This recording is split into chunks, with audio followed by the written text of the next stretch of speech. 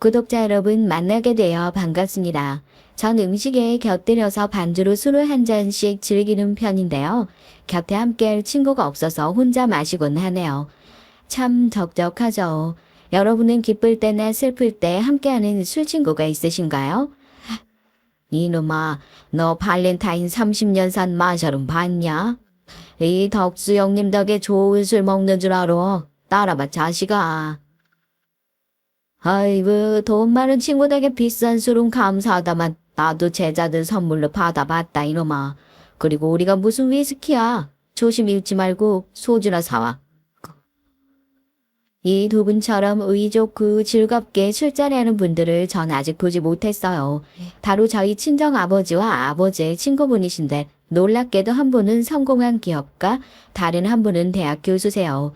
자식들에겐 엄하고 열심히 사는 모습만 보여주는 우리 아버지가 친구인 재환 삼촌 앞에선 자기의 모든 것을 허물어버리고 이렇게 편하고 웃고 떠드세요. 나이를 잡수셔도 이렇게 서로 좋아하는 걸 보면 오랜 친구, 어린 시절 친구가 제일인가 봐요. 두 분은 고교 동창으로 60년이 넘도록 우정을 이어온 사이라 집안끼리도 가깝게 지냈답니다. 그래서 전 아버지 친구분을 재환 삼촌이라고 부르면서 따르고 좋아했어요. 한편 세상 일은 참 알 수 없다죠. 그 재환 삼촌이 어쩌다 제 시아버지가 될 줄 누가 알았겠어요. 아버지 따라 재환 삼촌 댁에 오갔을 당시에 진수 오빠, 그러니까 제 남편과 처음부터 친하진 않았죠. 저보다 5살이나 많은 데다가 노숙한 이미지라서 우리 클로파처럼 멀게만 느껴졌거든요. 당연히 진수 오빠도 절 그저 코찔찔이 여동생으로만 봤고요. 간식도 사주고 자상한 진수 오빠가 저랑 한 입을 덮고 사는 사이가 될 줄은 꿈에도 몰랐습니다. 그런 일의 발단은 제가 회사에 취직하고서부터예요. 대학을 나와 취직하려고 보니까 취업난으로 절 써준다는 곳이 없었습니다. 번번이 구직에 낙방한 제가 안타까우셨던 재환 삼촌의 압력인지 진수 오빠 스스로 의지인지는 모르겠지만 오빠가 자신이 다니던 회사를 소개해 준 거죠. 오빠는 회사에서 신망이 두텁고 인정받는 대리 직급이라고 들었어요. 다행히 면접을 통과해서 같은 회사의 신입으로 출근하기 시작했습니다. 사회 초년생이다 보니 모르는 것 투성이라 진수 오빠의 도움을 받으며 회사에 잘 적응해 갔습니다. 그런데 예상치 못한 상황에 놓여지게 됐어요. 회사에 오래 다닌 경련이가 대놓고 진수 오빠에게 들이대는 꼬락서니를 봐야 했거든요. 그 꼴을 보게 되면 전 괜히 기분이 나빠지고 밥맛도 잃을 지경이었습니다. 그래서 그 언니가 오빠에게 점심을 같이 먹자고 차 한잔 하자며 다가가면 제가 막아섰죠. 엄 대리님. 이 대리님은 부모 일로 저랑 상의할 것이 있어서요. 저랑 점심 먹으며 긴히 얘기하기로 한 선약이 되어 있네요. 다음에 아주 나중에 같이 점심하세요. 이렇게 진수 오빠 팔을 잡아 끌고 엄대리 언니를 피해 밖으로 데리고 나갔습니다. 오빠는 저 불려시가 꼬신다고 들이대는 걸 보고도 제대로 거절을 못하고 있냐? 너 좋다고 잘해주는 분인데 어떻게 그렇게 냉정하게 굴겠어. 게다가 한솥밥 먹는 직장 동료인데. 그럼 오빠는 엄대리님이 좋아? 여자로 보여서 엄대리님이랑 사귀고 싶냐고. 무슨 그럴 리 없냐. 내 맘에 드는 여자면 진작 따로 만났겠지. 나 엄대리님 그런 건 부담스럽다고. 답답해. 그러니까 마음에도 없는 여자가 온 회사 사람들이 알 정도로 저리 들이대면 칼같이 끊어내야 할 거 아니야. 그래야 엄대리님도 단념하고 다른 남자를 찾을 테고. 우리 거래처 사람들은 오빠랑 엄대리님이랑 그렇고 그런 사이인 줄 안다고. 알겠어. 알았다고. 너 말대로 앞으로는 엄대리가 내게 더 얼씬도 못하게 냉정하게 굴게. 그럼 됐지? 그럼 돼 있지. 넌 왜 아까부터 그렇게 화를 내고 앉았냐? 자, 이거 뭐 배고프겠다.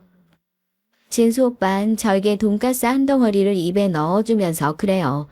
그래, 이쁘게 잘 먹는다. 턱까지 괴고서 복스럽게 먹는 제가 귀엽다고 자기는 안 먹고 절 바라봅니다. 저도 제가 왜 그런지 모르겠는데 엄대리님과의 사이를 회막 놓는다고 따로 밥도 먹고 술도 먹고 하다가 그만 오빠와 정이 들어버렸어요. 나중에 결혼식 후 첫날 밤에 진수 오빠, 그러니까 내 남편은 이 일을 고백했죠. 어릴 때 절 처음 봤을 때부터 마음에 담고 있었다네요. 제가 첫사랑이라나 뭐라나. 뭐 남자가 그저 하는 거짓말이라고 해도 기분은 좋더라고요. 그렇게 남편과 결혼하고 가정을 꾸리게 됐습니다. 아버지들끼리 절친한 사이니까 시댁 스트레스 없이 좋았겠다고요? 물론 어렵다는 사돈관계를 느끼지 못할 만큼 양가 집안의 아버지들께서 격이 없이 어울리는 점은 참 다행이었죠. 부산이 고향이신 두 아버지는 중고등학교 동창하며 친해지셨다고 해요. 하지만 고등학교로 졸업한 이후 두 분의 삶은 전혀 다르게 흘러갔습니다. 우리 아버지는 학교 회장까지 지낸 모범생이었지만 가정 형편이 어려워 희망하던 대학 진학을 포기했어요. 법대는 무슨 얼어 죽을 법대냐며 할아버지는 빨리 취직해서 밑에 동생들 학업이나 지원하라고 강요하셨어요. 90살을 바라보는 나이에도 한 번씩 어린 시절 얘기를 꺼내시는 걸 보면 아버지에게 가난에 대한 기억이 상처로 남아있나 봅니다. 반면에 시아버지인 대학에 가고 외국 유학까지 다녀와 대학 교수를 역임하셨죠. 치열한 20대 젊은 시절을 보내는 동안 두 분은 만나지 않았습니다. 아마 아버지인 자신의 처지와 달리 승승장구하는 재원 삼촌을 보기 힘들어서 만남을 거부했을지도 모르죠. 그렇지만 열악한 상황에서 아버지는 더욱 성공에 대한 의지를 다지셨다고 해요. 정미소 공장 직원부터 시작해서 농업회사 법인 대표에 이르기까지 그야말로 성공 신화를 이뤄내고 말았습니다. 그런데 결혼을 앞둔 재원 삼촌은 연락이 끊긴 아버지를 수소문을 찾아와서 부탁을 하셨대요. 네가 내 진정한 친구 아니냐. 꼭 참석해서 내 결혼을 축하해줘라. 그날 이후로 죽는 날까지 두 분은 수억 지교의 관계를 지속하셨습니다. 절 딸처럼 예뻐해 주시고 인품 좋은 시아버지를 만난 것은 제복이지만 예상치 못한 복병을 만났죠. 갑자기 결혼 인사를 드리러 시댁에 갔을 때가 떠오르네요. 아, 그때가 이 지긋지긋한 결혼을 막을 수 있었던 마지막 기회였는데 지금 와서 생각하면 조상신이 주신 그 기회를 전 놓쳐버리고 만 거예요. 어릴 적부터 알고 지낸 시부모님 댁에 가는 것에 저에겐 전혀 긴장이 되지 않았습니다. 그래도 예의를 차리라는 친정 엄마의 성화에 단정한 치마와 블라우스를 갖춰 입고 과일 바구니 선물을 들고서 시댁에 갔죠. 절 보자마자 한박 웃음을 치며 버선발로 나오는 재원 삼촌을 보자 마음이 편안했던 나머지 그만 전 말실수를 하고 말았죠. 재원 삼촌, 이렇게 하고 찾아오니까 저 너무 어색해요. 그러자 바로 혀를 끌끌 차시면서 구겨진 표정으로 절 꾸짖으신 분이 바로 진수 오빠의 어머니셨습니다. 저 말버릇 좀 봐라. 삼촌이 뭐니 시아버지들 분한테. 아차 싶어서 바로 죄송하다고 사과를 드렸고 시아버지는 그런 저를 편들어 주셨죠. 태어나면서부터 삼촌이라고 불렀는데 그렇게 말이 나오는 것도 당연하지. 어려 말고 당분간 네가 편할 대로 불러도 좋다. 입에 익숙해져야 호칭도 자연스럽게 나오는 게지. 하지만 시모는 제가 큰 죄라도 지은 듯이 이후에도 계속 당부를, 아니 잔소리를 계속 하셨어요.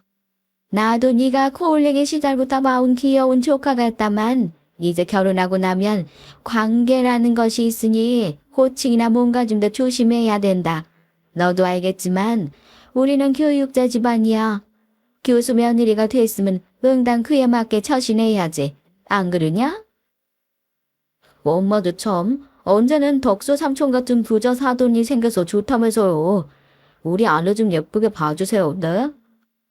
그러자 시모는 뭐라도 들킨 처녀처럼 안색이 붉어져선 진수 오빠를 흘겨보고 저에게 이렇게 말씀하셨어요.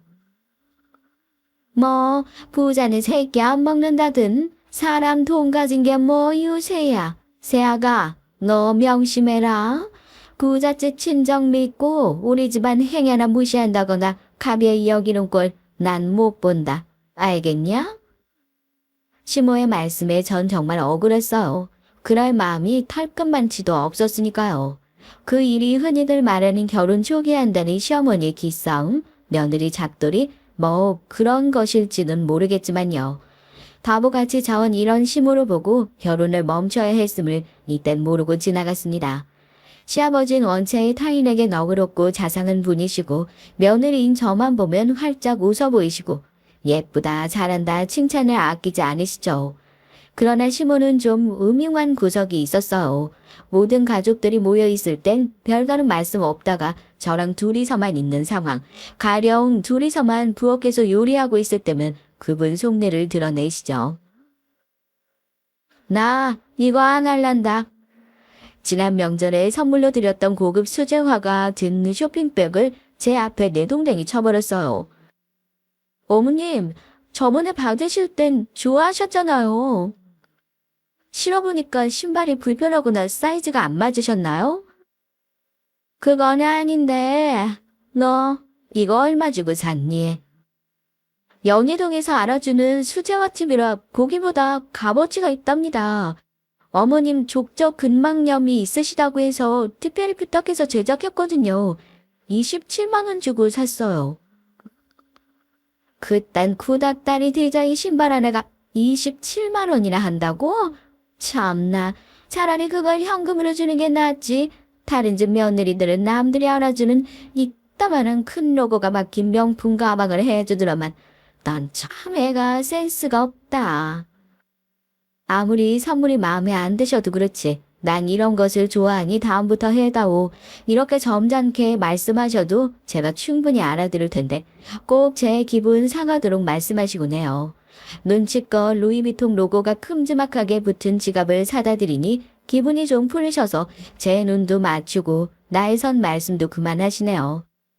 비단 명품 선물을 밝히실 뿐만 아니라 살면서도 자잘하게 돈 참 밝히세요. 물론 본인은 이렇게 변명하곤 하지만요.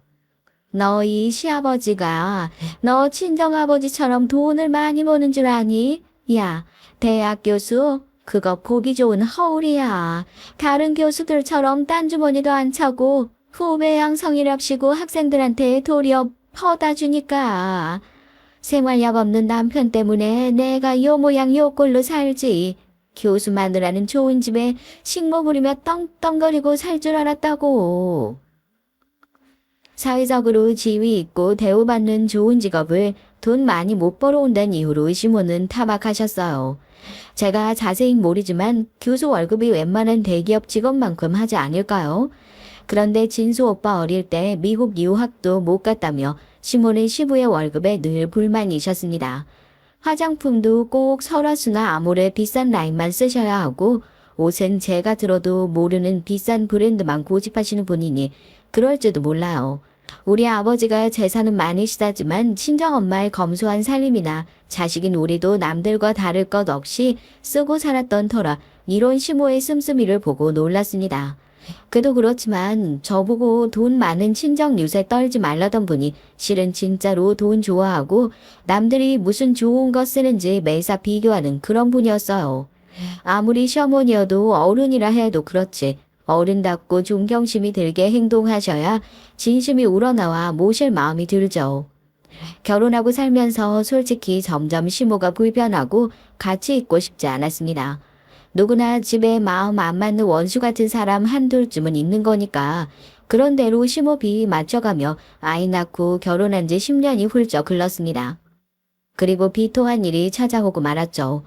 진정한 어른으로 든든하게 집안의 기강을 세우신 시아버지께서 별세하신 거예요. 향년 79세의 나이로 시부가 세상을 떠나시고 그분의 빈자리를 슬퍼하는 이는 아주 많았습니다. 그만큼 시부는 존경받는 교수였고 아버지셨고 진실한 친구였어요. 특히 우리 아버진 둘도 없는 친구의 죽음으로 많이 힘들어하셨죠. 장례식에서 돌아온 아버지가 식사도 거르시고 혼자서 술만 드신다며 친정엄마가 걱정이 크셨습니다. 그런 아버지를 위로해 드리고자 전 친정에 자주 가려고 노력했고요. 남편도 저와 동행해서 시부를 대신해서 아버지의 술친구가 되어드리고자 했죠. 아버지를 보려고 나니 제 마음도 갈갈이 찢어진 듯한 심경이에요. 아버지 대신해서 제가 장인어른의 술친구가 되어드릴게요. 함께 약조하시죠. 그렇게 시아버지를 잃고 난 상실감을 함께하며 우리는 조금씩 치유해 갔지만 그 모습이 시모에겐 보기 불편하셨나 봐요. 남편에게 처가에 자주 가지 말라고 혼내시며 이렇게 말씀하셨죠. 서방이로 최고로 슬픈 것은 나요, 마누라라고. 그런데 아무것도 아닌 남의 집에 모타로 뻔질나게 다니냐? 시아버지가 그립고 슬픈 것만이 문제가 아니었습니다. 그분이 안 계시니 시댁은 시모의 뜻대로 흘러가기 시작했어요. 1년에 3차례 모시던 집안 제사를 그만두셨고 차례 지내는 대신 해외여행을 저희에게 가자고 하셨습니다. 명절에 제 친정에도 다녀와야 하고요. 저희 친정은 지금도 제사를 모시고 계시니까요. 그리고 그런 식의 해외여행은 비용이 갑절은 뛰니까 다른 때에 가시죠? 현실적인 이유를 들어 시모의 제안을 거절하니까 그저 시모는 그런 며느리가 못마땅하셨나 봐요. 너는 우리 집 며느리야. 조금은 이 시집 귀신이 될 내가 친정재산을 왜 챙기니? 지금 나랑 여행 가기 싫다고 비용이 어쩌고 핑계대는 거겠지 뭐. 네 시아버지 있을 때는 사치스럽다며 말린 걸 그 양반 가고 나니 이제 며느리 무서워서 못하겠네. 아유 이놈의 팔자. 결국 시모의 등살을 못 이긴 남편 부탁으로 모시고 해외여행을 다녀오기로 했고요. 어떨 땐 국내 여행 가느라 친정에 가지 못했습니다. 여행을 가지 않는 명절에도 남편이 처가에 간다고 하자 아무 이유도 없이 이러셨어요. 쓸쓸하게 집에 나만 두고 내 외동아들 데려가지 말고 너 나 혼자 너희 집에 가. 농담인가 싶었지만 시모는 진심으로 하는 말씀이었습니다. 하는 수 없이 남편을 시댁에 두고 아이들만 데리고 친정에 간 적도 있었어요. 그렇지만 이러한 일은 약과에 불과했습니다. 점차 도가 지나친 시모의 행동으로 남편과 저는 돌아올 수 없는 강을 건너게 됐어요. 시아버지를 비롯한 주변 분들이 하나 둘 세상을 뜨시자 친정아버지는 부쩍 마음이 약해지셨습니다. 여러 해 전에 회사 대표를 내려놓고 명예이사로 회사에 관여하시던 것도 아예 그만두셨고요. 그리고 아버지가 옛날부터 하시던 봉사단체 일도 다른 사람에게 넘겨주려고 찾고 계셨고요. 아닌 게 아니라 어느덧 아버지 나이가 80대 중반에 접어드셨으니 당연한 수순일지도 몰라요. 그러던 어느 날 아버지는 가족들을 모두 불러 모아 중대 발표를 하고 마셨죠. 전 3남매 막내로 태어났어요. 2아들을 낳고 정관수술을 했던 아빠와 엄마 사이에 뜻하지 않게 찾아온 아이. 전 그렇게 부모님의 늦둥이 딸로 태어났죠. 나이 터울이 많이 나는 오빠가 둘이나 있으면 공주마마처럼 커왔겠다고 말하는 분들이 많은데요. 오히려 전 왈가닥의 사내아이같이 투박하고 건강하게 자라왔습니다. 일찍이 유학도 가고 독립한 오빠들은 부모님이라 저에게 그리 살갑게 왕래하는 편은 아니었어요. 그래서 그 자리에서 오빠네 식구들도 오랜만에 만나게 됐죠. 아버지께서 몸이 안 좋으신가? 갑자기 오늘 무슨 일로 모두를 부르신 건지 너희 좀 아는 게 있니? 하지만 우린 물론 어머니까지도 아버지의 의중을 아는 사람이 없어서 어리둥절해 했어요. 이웃과 아버지가 우리 앞에서 진지하고 엄숙한 목소리로 말씀을 시작하셨습니다. 전부터 이 아비가 사회환원에 관심이 있던 건 너희들이 모를 리 없을 터고 평생 소원이었던 아너 소사이어티 클럽에 들어가고 싶다. 내 모든 재산을 처분해서 유수의 대학과 사회복지단체에 나눠 기부할 계획이야. 우리 가족들의 생각이 궁금하구나.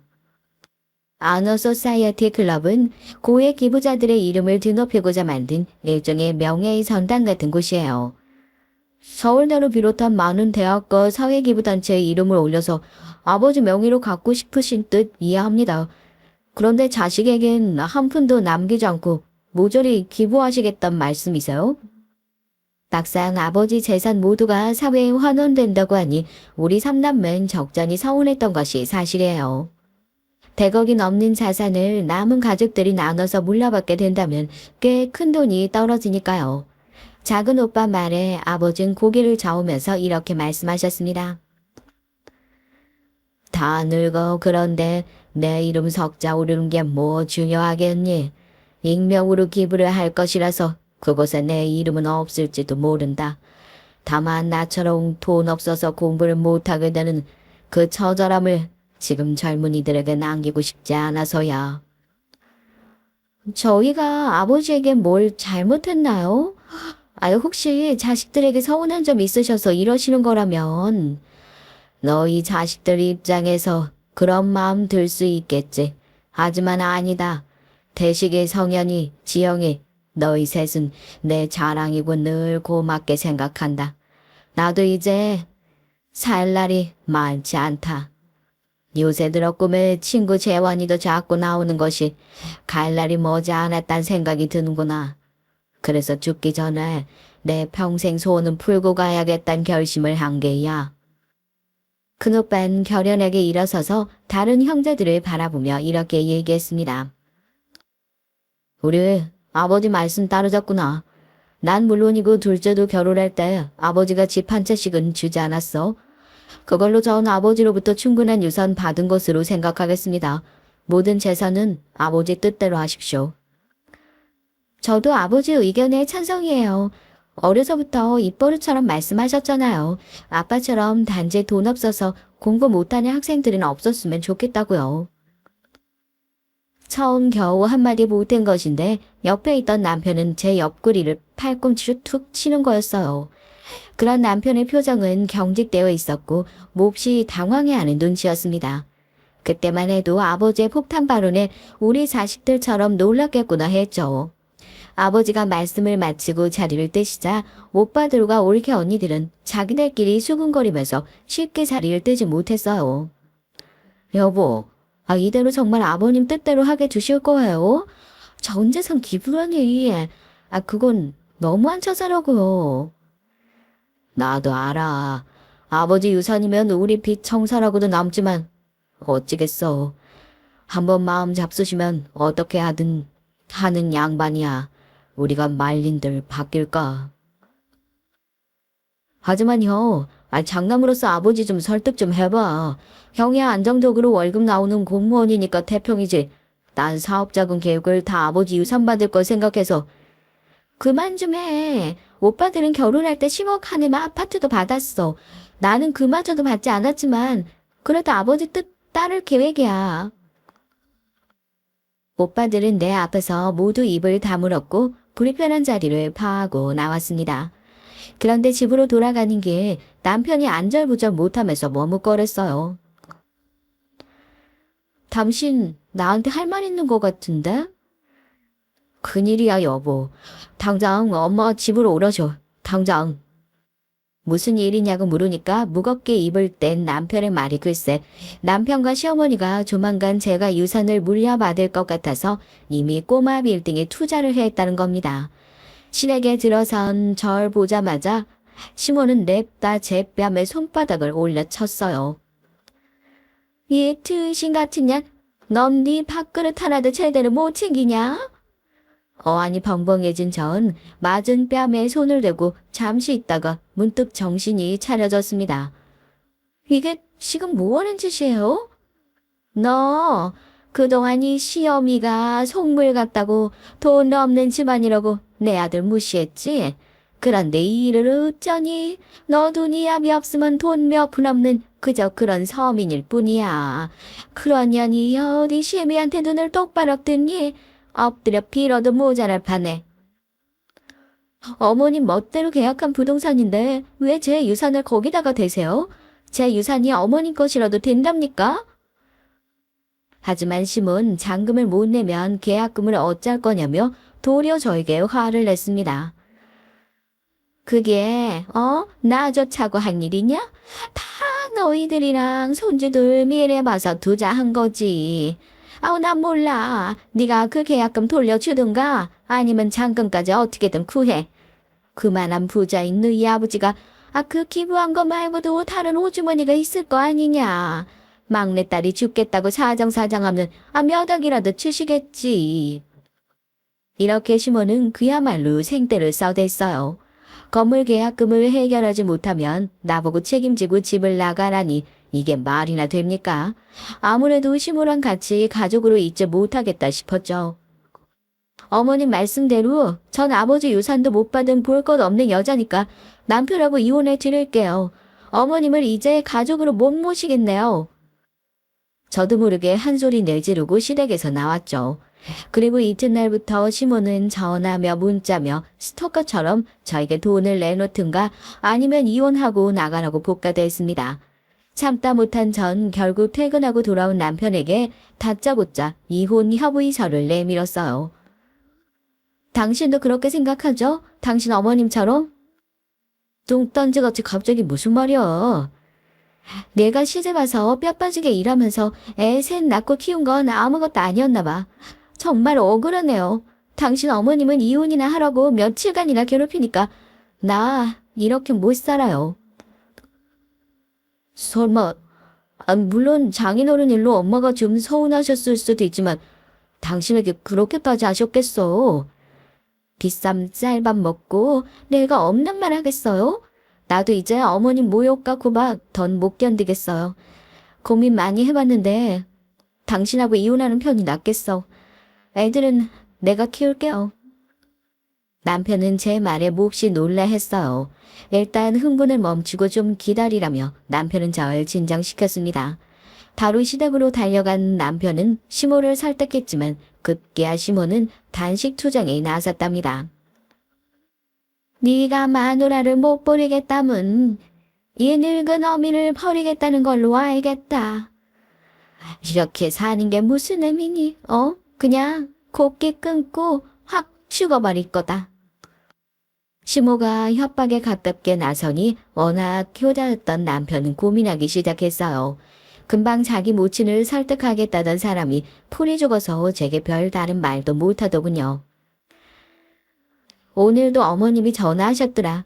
당신이 직접 이혼 변호사 살 거니까 애들 양육권은 가져갈 꿈도 꾸지 말라고. 알아서 하겠다며, 설득하겠다며, 어떻게 된 거야? 이거 참 어렵네. 그럼 당신도 나와 이혼하겠다는 결심을 한 거군요? 아니야, 난 당신과 헤어지고 싶지 않아. 일단 이러면 어떨까? 잠시 별거라도 해서 엄마와 화 풀어질 때까지. 뭐요? 별거? 한심한 남편은 그지 발사계 같은 생각이나 하고 있었습니다. 시모가 유죄부동으로 나오니까 남편도 중간에 어쩌지 못하는 건 이해하겠지만요. 누가 봐도 시모가 억지를 쓰고 있는 상황에서 우유부단하게 있는 남편에게 배신감마저 들었죠. 현명하신 우리 시아버지가 살아계셨더라면 시모 때문에 우리 부부가 이혼의 기로에 서게끔 두지 않으셨겠죠. 돌아가신 아버님이 너무 그리웠습니다. 그동안 이혼은 절대 안 된다던 남편이 자꾸 한 번씩 한숨 쉬며 제가 준 이혼 협의서를 매만지더라고요. 차라리 남자답게 대놓고 얘기라도 하지 그 모습을 보는 제 마음은 더욱 깊은 상처로 잊고 말았습니다. 하는 수 없이 이혼을 결심하고 남편을 내보냈어요. 어느 정도 예상을 했던지 남편도 순순히 짐을 싸서 나가더라고요. 그리고 혼자 이혼 변호사를 고용해서 이혼 소송을 진행하면서 힘겨운 나날을 보냈습니다. 막내가 아직 초등학교 저학년이라 어디 일 구할 때도 마땅치 않은 데다가 어디서 경력 단절된 40대 여자를 믿고 써주겠어요. 생활비 100만 원도 벌기 힘들어서 살던 집을 처분해야 하나 고민하고 있을 때 전 로또보다 더한 돈벼락을 맞고 말았습니다. 주님 위에 건물주 않는 하루아침에 제가 바로 그 건물주가 되어버린 거예요. 로또보다 더한 행운이 도대체 어떻게 난 것인지 여러분도 놀라셨나요? 아버지로부터 땡전 한 푼 받은 것 없던 이혼녀가 이게 어떻게 된 일인지 말입니다. 어느 날 친정 아버지가 절 부르셨어요. 친정집이 아니라 사당동의 한 상가 앞으로 오라며 주소를 보내셨는데 그 앞에서 절 보고 이렇게 말씀하셨습니다. 너한테만은 내가 줄 것이 있어. 너희 오라비들이야 결혼할 때 10억이나 하는 아파트도 사줬고 닭사까지 공부도 많이 시켜주었지. 생각해보니 우리 이쁜 막내딸에게 뭐 하나 변변한 거 아비가 해준 게 없더구나. 이걸로 나중에 우리 손주들 유아까지 다 시키면서 편하게 살아. 아버지는 모든 재산에 기부했던 게 아니었어요. 제 몫으로 사당동에 건물 한 채를 증여하시려는 계획을 애초부터 갖고 계셨던 것이었죠. 당당하게 이런 건물 필요 없다고 거절하고 싶지만요. 앞으로 이혼하고 혼자 애들 키우고 살아야 하니까 영치 없지만 아버지 선물 저 받을게요. 정말 고맙습니다. 아니 그게 무슨 소리냐? 이혼이라니. 네가 갑자기 왜 이서방과 헤어진단 말이야? 유산 문제로 시모가 잘 괴롭히고 이혼을 종용했던 얘기를 모두 아버지에게 털어놓았습니다. 그리고 충격과 배신감으로 아버지인 곧바로 시모와 단판을 지으셨어요. 재수 씨가 사람이라면 이럴 수는 없는 법이죠. 내 딸에게 10수년간 며느리로 잘 살아온 아이에게 나가라니요. 다른 집안도 아닌 우리 집 여식인 걸 알면서 그렇게까지 하셔야겠습니까? 예? 아이 그러게 안 어울리시게 사회의 환원이니 어쩌고. 한국에서 돈 벌고 성공하는 게 다 자식들 잘 되게 하려고 그러는 거 아니에요. 우리 집안을 무시하는 게 아니고서야 어찌 그 유산을 한 푼도 안 주겠다고. 내 남편이 살아있어도 그리 했겠어요? 물론입니다. 생전에 덕수와 이 일을 이미 논의했었죠. 누구보다 제 뜻을 두 팔 벌려 환영하고 지지해 준 것이 바로 그 친구고요. 훌륭한 내 친구에 비해 재수 씨는 정말 인상이 되어먹지 못했군요. 그래, 맨날 너희들만 잘났지. 나는 뒷전이지. 아무렴 어떤가? 그 양반은 이미 죽고 내 뜻 꺾을 사람은 누구도 없으니 말이지. 난 친정 돈 한 푼 못 받는 거지 같은 며느린 볼 생각 없으니까 지영이에게 유산 주도록 당신이 마음 바꿔요. 허허, 이제는 내가 이런 집안에 우리 딸 안 드립니다. 그런데 말입니다. 이것 좀 보시죠. 아버지가 시모에게 웬 서류를 내밀었어요. 2007년도인가 사정이 어렵다며 재원이가 제게서 돈을 구워갔어요. 그냥 주겠다고 1억을 입금해줬더니만 부득부득 이렇게 차용증을 썼지 뭡니까. 거의 20년 동안 붙은 이자의 원금까지 다하는 3억은 돌려줘야 할 거요. 시모는 믿을 수 없다는 듯 아버지가 준 서류, 차용증을 살펴봤는데 정말 아버지 말이 사실이었어요. 재환이라면 10억이 되어도 받을 생각 없지만 당신이라면 말이 다르지. 난 민사소송을 해서라도 끝까지 돈 받아낼 테니 각오하시오. 내 딸 힘들게 한 죄값 톡톡히 치르게 할 거야. 그리고 아버지와 시댁을 나서는데 망연자실한 시모의 얼굴에 묵은 채증이 내려간 듯 시원했어요. 이혼하면 우리 아버지에게 3억이나 되는 돈을 물어주게 생긴 데다가 저에게 황금알을 낳는 거위가 생겼다는 소식을 어디선가 들었나 봐요. 날 그리 내치던 시모는 갑자기 태도를 180도 바꿨습니다. 다시 잘 해보자며 아무 일 없던 듯이 절 며느리처럼 대하시는 모습이 참 가증스러웠어요. 심지어 우리 아이들에게 연락해서 만나자고 하더라고요. 이 대목에서 참을 수가 없어서 시모에게도 화를 내봤죠. 당신은 안 볼 사람처럼 구시더니 갑자기 왜 이러시는 거세요?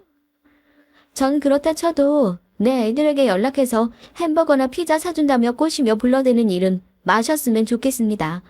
엄마 아빠 이혼으로 상처받는 아이들을 어머님 계산으로 이용하지 마세요. 아이고 우리 손주들이 생각나서 그런 것뿐이야.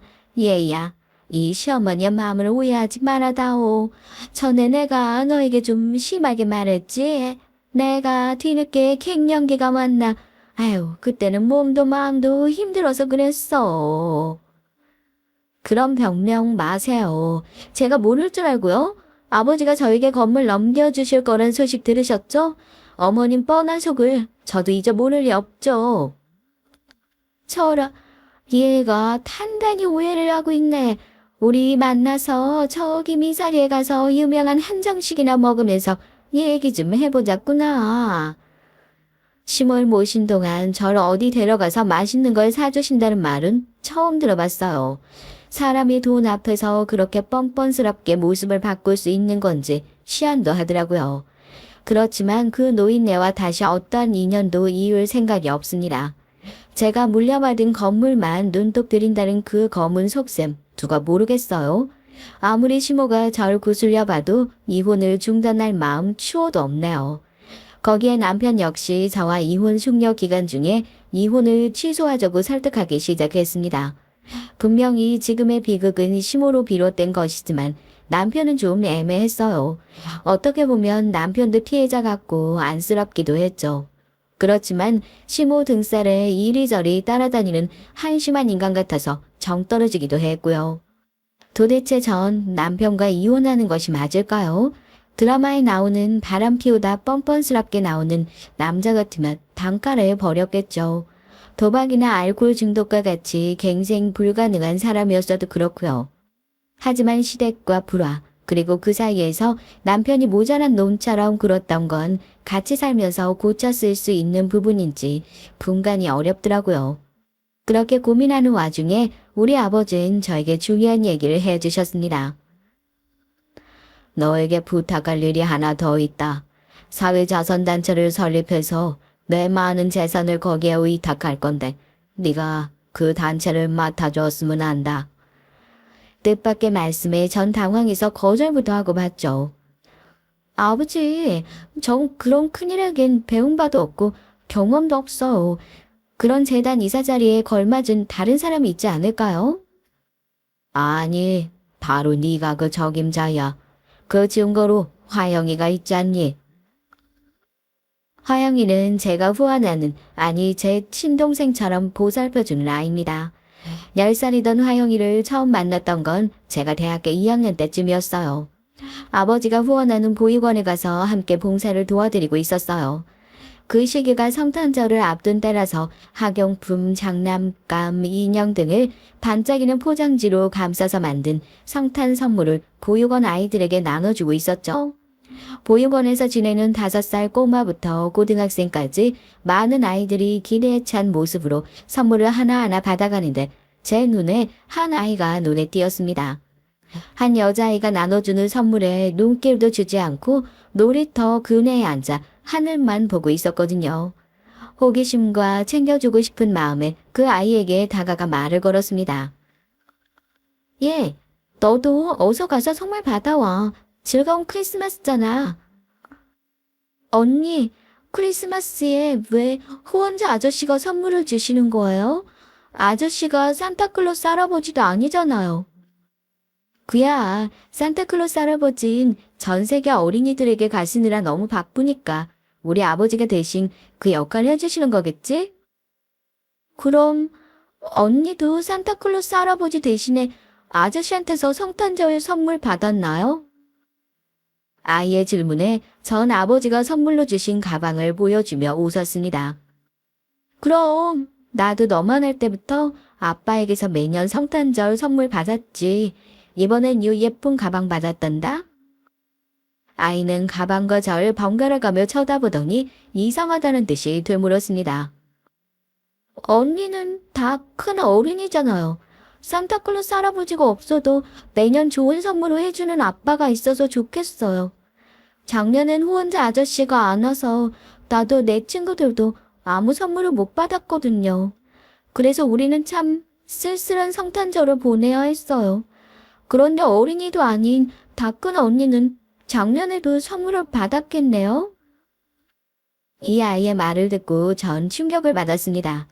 가끔 주변 사람들이 하는 질투 어린 비아냥의 말에도 전 아무렇지 않았거든요.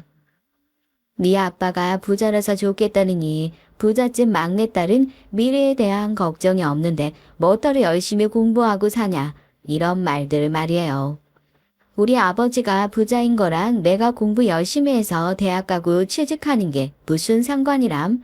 한국 사람들은 그저 부자라면 시기 질투부터 한다고만 생각했어요. 그런데 그 아이의 말에 전 아무 말도 할 수 없었습니다. 겨울에 따뜻하고 여름에 시원한 넓고 쾌적한 집, 용돈이나 대학교 등록금 걱정은 해본 적도 없는 제가 과연 부잣집의 덕을 안 본 것일까요? 당연하게 받아온 그 모든 혜택들이 저 아이에겐 전혀 당연하지 않은 것이었어요. 10살짜리 아이가 보는 세상은 분명 제가 보는 세상보다 더 차갑고 가혹하겠죠. 착한 일 하면 선물 주고 옳거나 나쁜 짓 하면 선물 안 준다는 산타클로스 할아버지를 기다리는 편이 차라리 나아요. 후원자 아저씨는 내가 착한 짓 해도 사정이 생겨서 못 오면 저은 선물 못 받을 테니까요. 올해 선물 받으면 괜히 내년에도 오시지 않을까 기다리게 될 거예요. 난 그렇게 안 할래요. 그 아이는 결국 아버지의 선물을 제가 포장했던 그 선물을 받지 않았습니다. 며칠 동안 그 아이의 말이 제 의식에 맴돌았어요. 결국 크리스마스 당일이 되는 날 전 그 보육원에 다시 찾아갔습니다. 저를 깨우쳐준 아이에게 따로 준비한 선물을 주며 아이의 눈높이에 맞춰 인사를 했죠. 안녕? 넌 참 다르고 예쁜 눈을 가졌구나. 너 말대로 언니는 운 좋게 부모님이 계시지만 넌 아직 부모님이 데리고 갈 형편이 안 되었지. 그래서 말인데 내가 네 칠언니처럼 도와주고 산타클로스 할아버지도 되어주고 싶어서 오다 말다 하는 사람 말고 네가 필요할 땐 바로 너에게 와줄 그런 사람. 이런 언니를 받아줄 수 있겠니? 깡총깡총 뛰며 기뻐하고 좋아할 줄 알았는데 의외로 아이는 팔로 눈물을 훔치고 있었습니다. 예상 밖의 모습에 전 몹시 당황했어요. 왜 그래? 내가 뭐 잘못 말했나? 너무 좋아서요. 나도 모르게 눈물이 나와버렸어. 사실은 저 언니가 제일 갖고 싶었거든요. 내 이름은 화영이에요. 가련하고도 예쁜 마음을 지닌 화영이가 너무 사랑스러워서 두 팔 벌려 안아줬습니다. 약속대로 그날 이후로 화영인 제 동생이 되었고요. 공부도 가르쳐주고 가족이 필요할 때면 가족이 되어줬습니다. 화영이의 고등학교 졸업식에도 카페 개업식에도 우리는 늘 함께였어요. 물론 카페 주인이 되어 잘 살고 있는 화영이와 지금도 자주 연락하고 친하게 지내고 있습니다.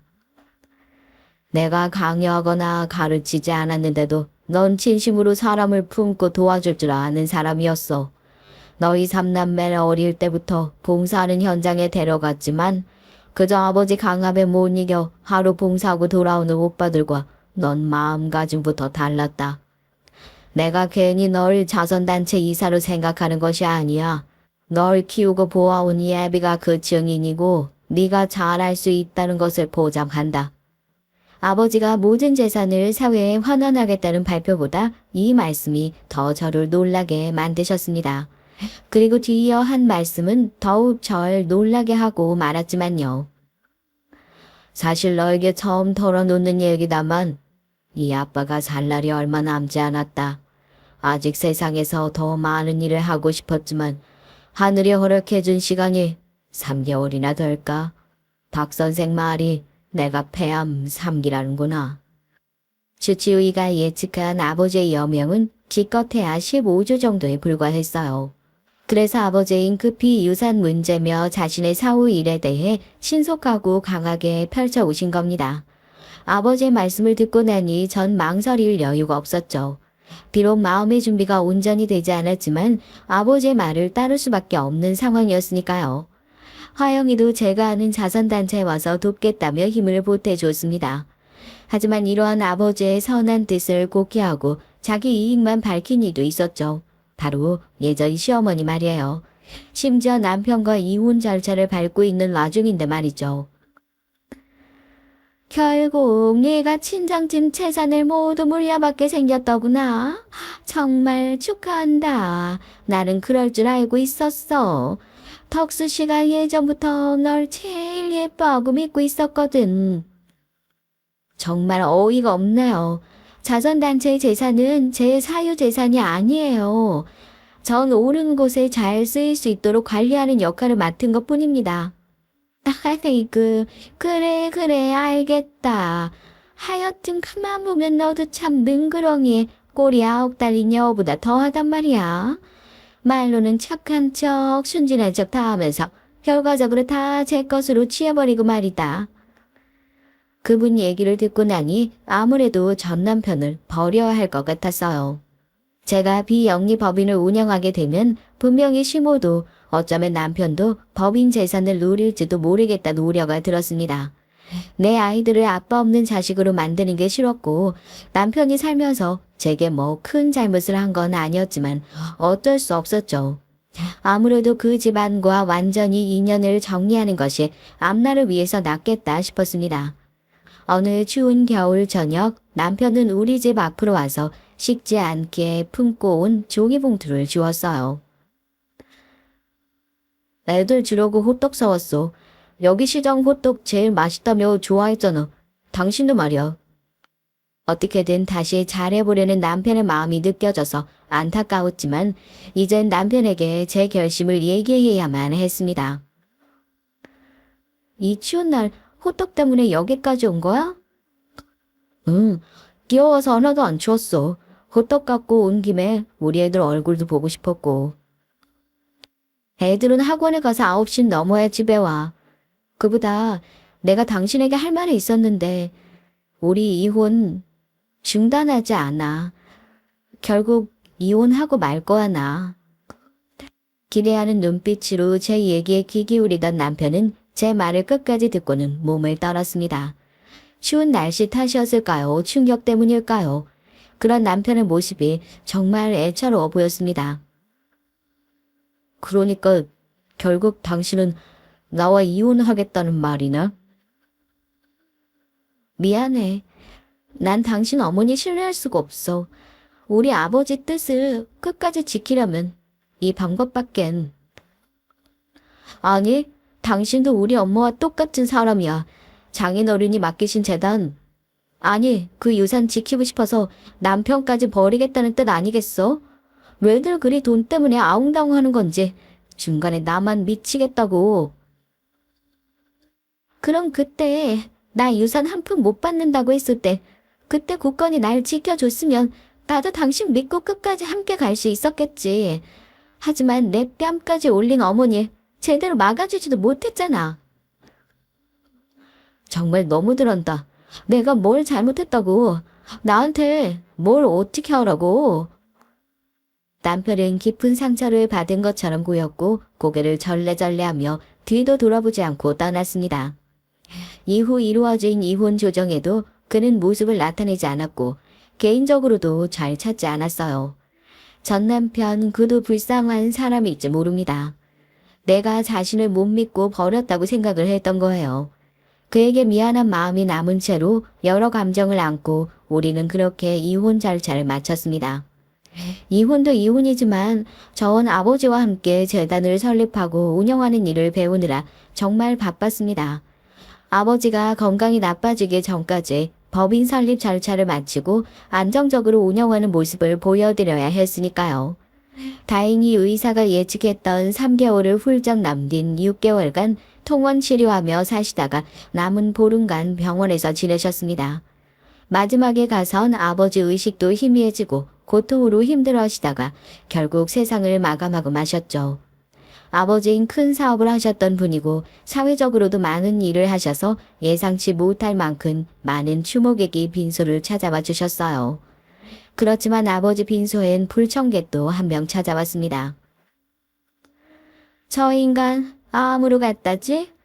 20년 전 친구 빌려준 돈까지 소송에서 받아낸 독한 양반이니까 암 정도는 돼야 저승에서 부르겠지 뭐.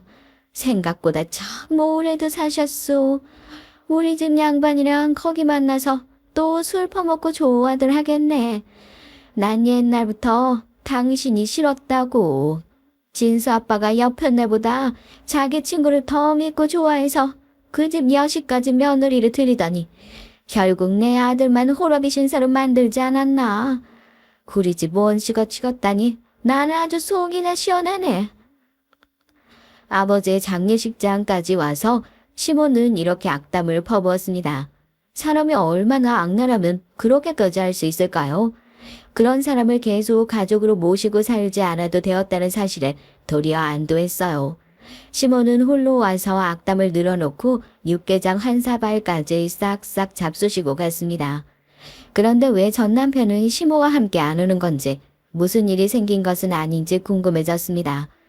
빈소를 차린 지 3일째 되어 손님은 거의 없고 가족끼리 염하는 시간이 되자 전 남편이 왔어요.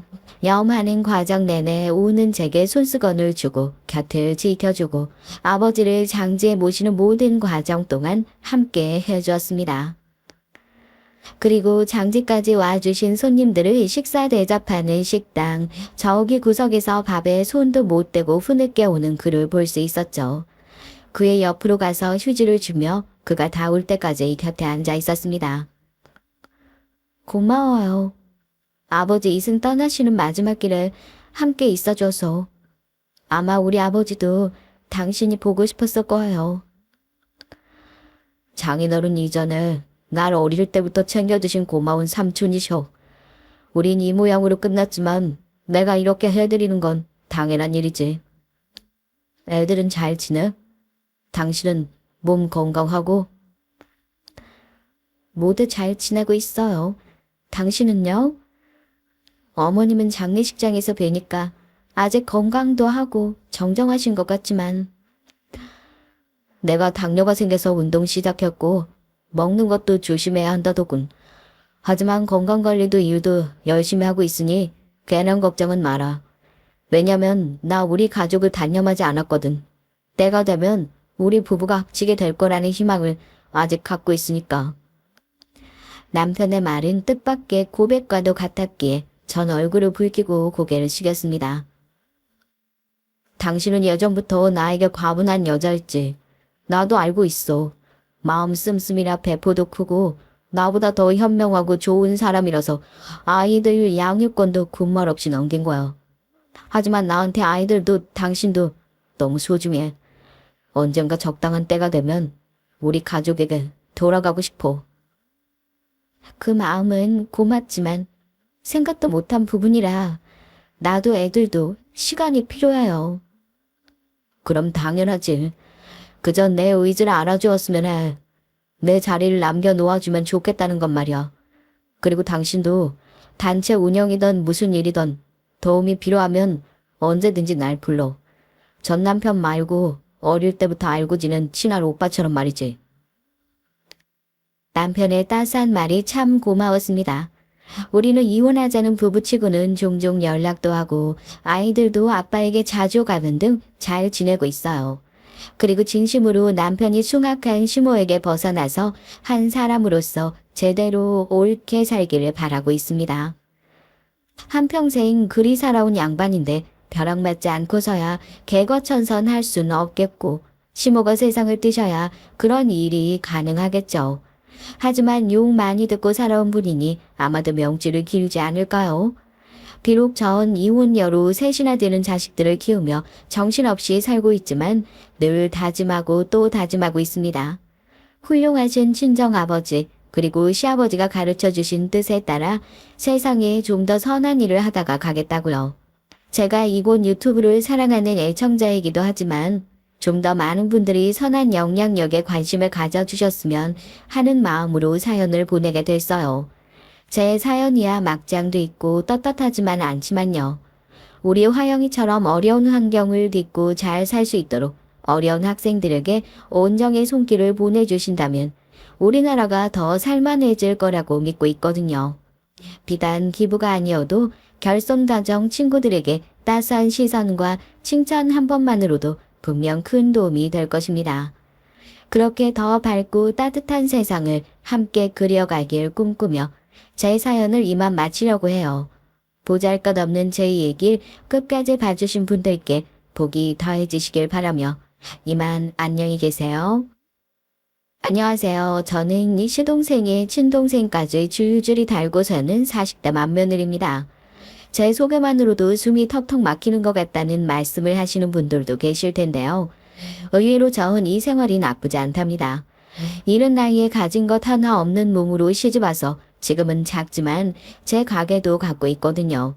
거기다 시동생들에겐 든든한 형수님이자 남편에겐 최고의 동반자라는 인정까지 받으면서 어깨 떡하니 펴고 살고 있으니까요. 물론 여기까지 오는 길이 쉬웠다고 한다면 그건 거짓말이겠죠. 특히 작년의 일을 생각하면 지금도 머리끝이 쭈뼛하고 서는 느낌이거든요. 그 일로 막내 서방님도 상처가 커서 한동안은 심리치료를 받기도 했답니다. 전 고등학교만 겨우 졸업하고 바로 생산직으로 뛰어들었죠. 그나마 학교 다니면서 자격증을 많이 딴 덕분에 생산직 중에서도 대우가 좋은 곳에 취직할 수 있었어요. 취직과 동시에 저와 동생들을 살고 있던 집에서 나와야 했습니다. 걷어주셨던 외삼촌께선 단박에 저희를 쫓아내셨기에 초반엔 좀 많이 힘들었어요. 그나마 다행인 건 외숙모께서 부모님의 교통사고 보험금을 외삼촌 몰래 챙겨주셨기에 옥탑방이라도 얻을 수 있었죠. 순탄하지 않은 20대를 보내는 도중에 남편을 만났어요. 제가 일하는 공장으로 나온 본사 직원이었죠. 지인의 소개로 함께 식사하는 자리를 몇 번 가지면서 호감이 생기고 연애를 시작했습니다. 남편은 아들만 셋인 집의 장남으로 시부모님께선 곳곳에 체인점을 가지고 계실 만큼의 큰 음식점을 운영하고 계셨어요. 저도 회사 식구들이랑 몇 번 갔던 곳인데 그 음식점의 본점이 시부모님의 소유라는 말에 엄청 놀랐죠. 그리고 생각했어요. 아, 이 남자랑 결혼은 못하겠구나. 나같이 배운 것도 없는 사람을 며느리로 들이겠다고 하실 리가 없지라고 말이죠. 그래서 첫 인사를 다녀오고 남편과 헤어질 결심까지 했답니다. 첫 인사를 갔을 때 확 느껴졌거든요. 몇 가지 물어보고는 말씀이 없으셔서 말이죠. 하지만 남편의 시부모님께서 저를 엄청 마음에 들어 하셨다고 하더라고요. 전 전혀 그런 걸 느끼지 못했는데 말이죠. 나중에 알았지만 원래 두 분이 말씀이 없으시더라고요. 오죽하면 제가 장사는 어떻게 하셨냐고 할 정도였답니다. 그랬더니 시아버지께서 웃으시면서 밖에서 그렇게 에너지를 쏟아내다 보니 당연히 집에선 말이 없어지는 거라고 하시더라고요. 결혼 후부터 저희 부부는 신혼집을 구하는 대신에 시댁에 들어가서 사는 걸 선택했습니다. 제겐 나이 차이가 많이 나는 쌍둥이 동생도 있었기에 어려운 결정이었죠. 원래는 동생들과 가까운 곳에 집을 얻어 살고 싶었거든요. 그런데 제 사정을 들으신 시부모님께서 동생들까지 다 데리고 집으로 들어오라고 하시지 뭐예요? 아니, 아직 학교도 다녀야 하는데 둘만 옥탑방에 살게 할 작정이야? 공부하기도 힘든데 살림까지 살아가면서 어떻게 학교를 다녀? 그러지 말고 별채 내줄 테니까 거기 들어와서 살아. 그래, 어차피 손님 방으로 쓰던 곳이니까 편하겠어. 그리고 아무리 남매라고 해도 그 나이 되면 각방 쓰고 싶지. 언제까지 한 방 쓰며 살아?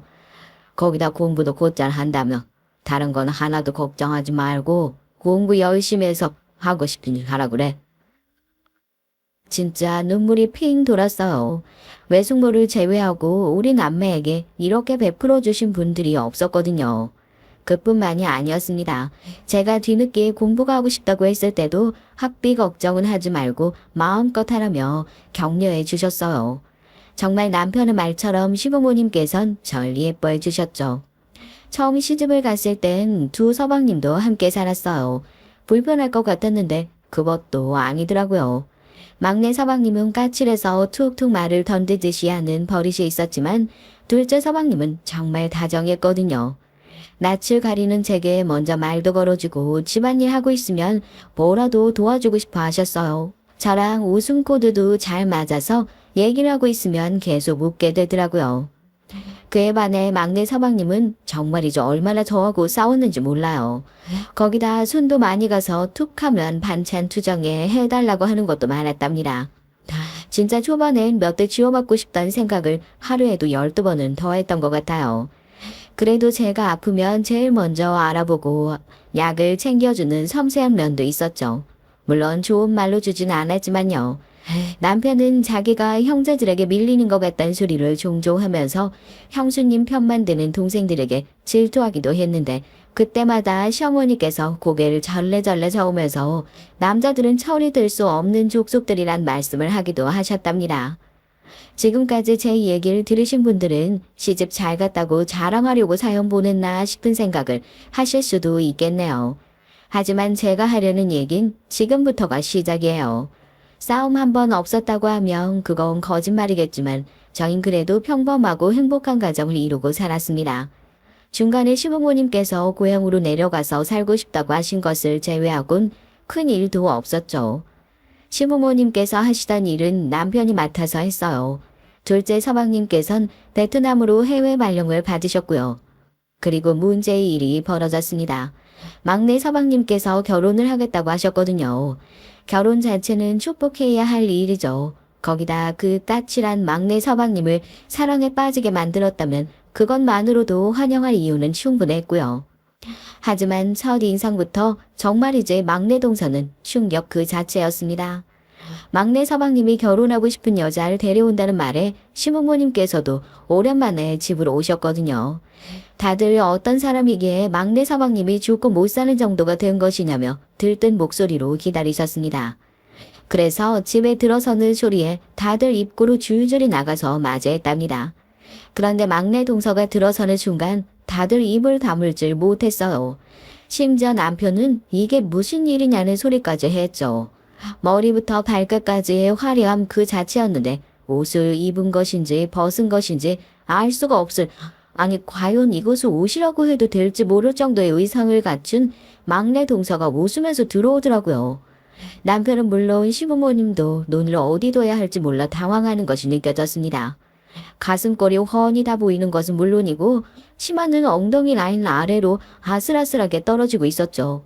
진짜 속으로 미쳤어 라는 소리를 몇 번이나 했어요.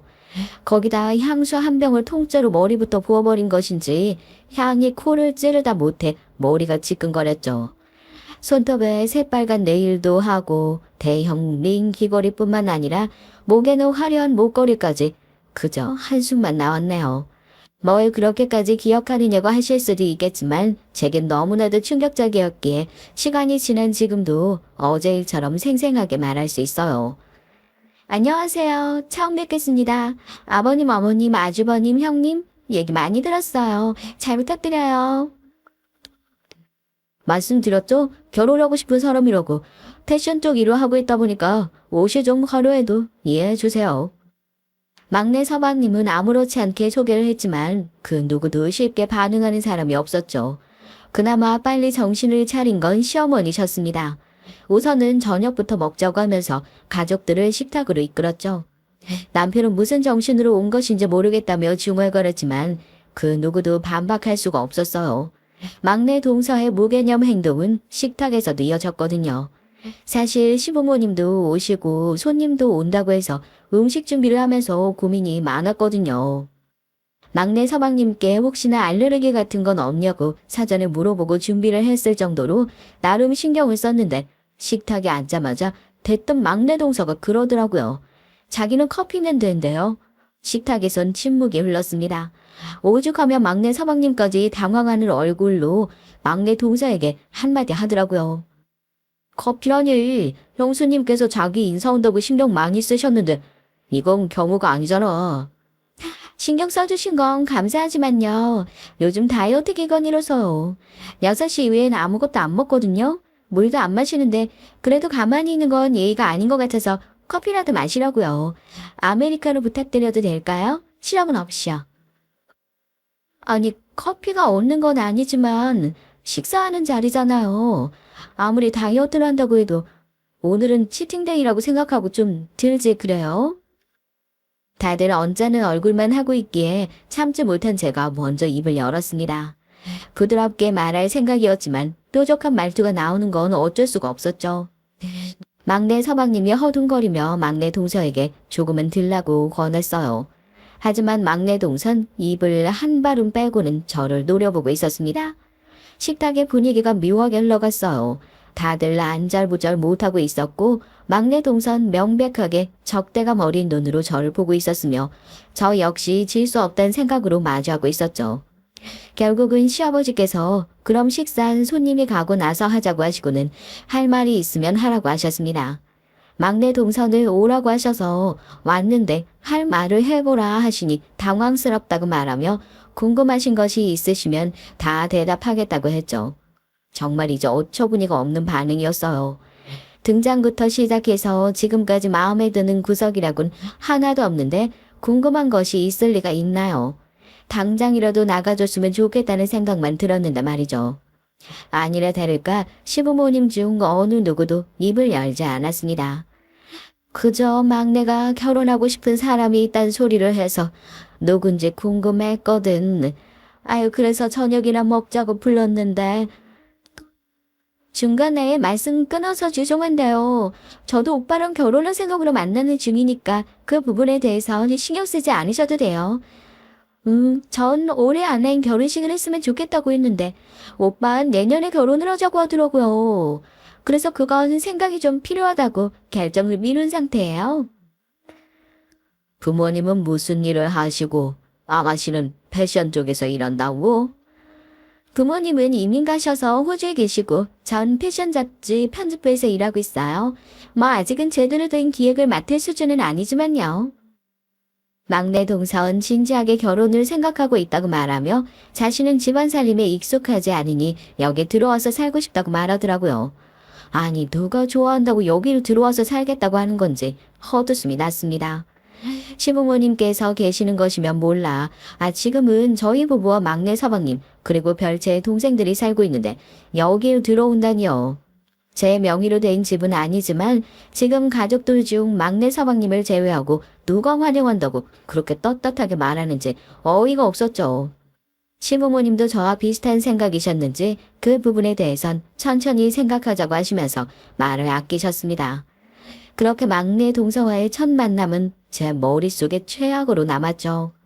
하지만 그 뒤로 벌어진 일들에 비하면 이건 아무것도 아니었어요. 시부모님께선 막내 서방님이 좋다는데 반대할 이유가 없다고 하시면서 못마땅해 하면서도 별다른 말을 하진 않으셨습니다. 그저 가르쳐야 할 것들이 많겠다고 하셨죠. 저 역시 공감했고요. 그래서 결혼에 관해 구체적인 얘기를 하려고 두 번째로 집에 왔을 땐 따로 불러서 얘기를 했어요. 막내 동서는 처음에 집에 인사 왔을 때와 크게 다르지 않은 옷차림으로 왔더라고요.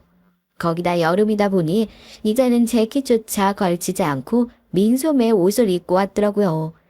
전 막내 동서를 불러서 조용히 얘기했죠. 이제 곧 결혼할 사이니까 동서라고 불러도 되겠냐고 물었더니 편하게 하라고 하더라고요. 동서, 여기가 지금 어딘지 알고 있지? 그리고 왜 왔는지도. 당연하죠. 오늘 결혼식 일정 얘기하러 왔어요. 부모님 대신해서 곧 이모가 오시는데 갑자기 일정이 생기셔서 그냥 제가 대신 얘기 듣고 부모님께 전달하기로 했어요. 왜요? 아니, 꼰대라고 해도 상관없는데 여기 시부모님 계시는 곳이야. 인사하러 오는 자리인데 저번에도 그렇고 오늘도 그렇고 옷차림에 신경을 좀 썼어야 하는 거 아닐까? 인터넷에 조금만 검색해봐도 알 텐데 말이야. 이렇게 짧고 노출이 심한 옷은 피해야지. 법으로 정해진 것도 아니잖아요. 옷은 개성이 중요하죠. 형님이 패션을 모르시는 것 같은데 요즘 가장 핫한 스타일이거든요. 그래도 때와 장소를 가려야 한다고 배우지 않았어?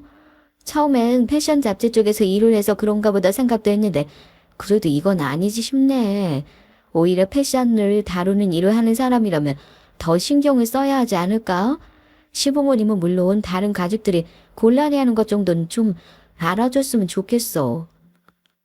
막내 동선 자신만의 색깔이라고 하면서 말도 안 되는 이유를 들어가며 대답했지만 전 끝까지 때와 장소에 어울리지 않는 옷이었다고 말했죠. 막내 동서는 알아들을 수도 없는 용어들까지 들먹거리며 제게 짜증을 냈지만 전 눈 하나 깜빡하지 않고 다음에 시부모님을 만나는 자리가 또 만들어진다면 부디 그 상황에 맞는 옷을 입어달라고 말했습니다. 잘 설득하려던 막내 동서가 입을 꾹 다물곤 노려보더라고요. 전 그래서 네가 뭐 어떻게 할 건데 하는 시선으로 막내 동서를 바라봤고요. 결국 먼저 고개를 돌린 건 막내 동서였죠. 알겠다고 하면서 주의하겠다고 말하더군요. 전 그래도 맑게는 알아듣는구나 싶어 내심 안도했답니다. 하지만 그건 저의 착각이었죠.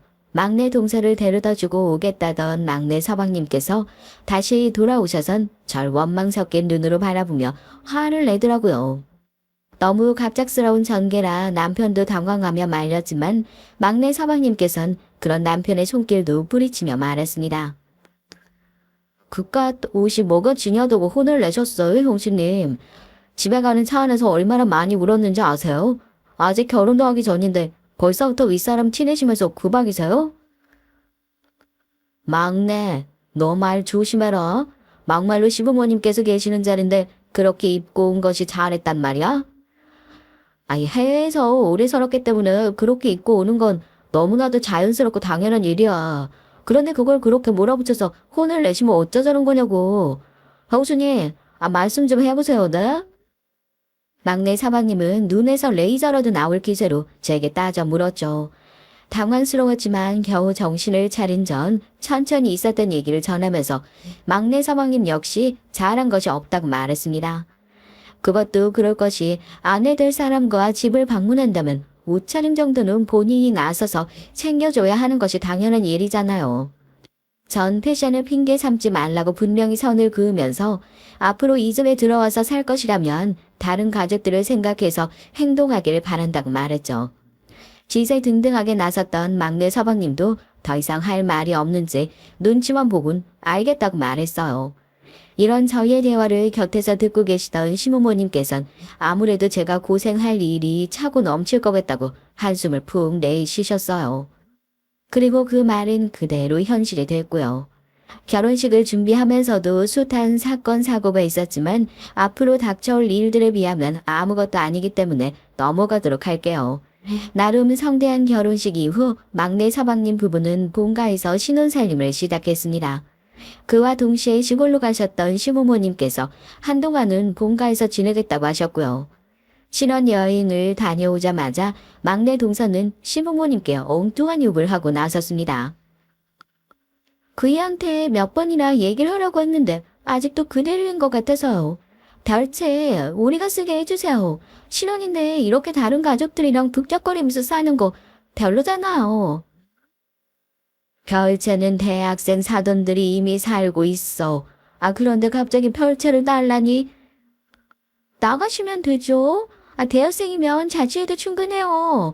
형님이 짐을 구해주셔도 되잖아요.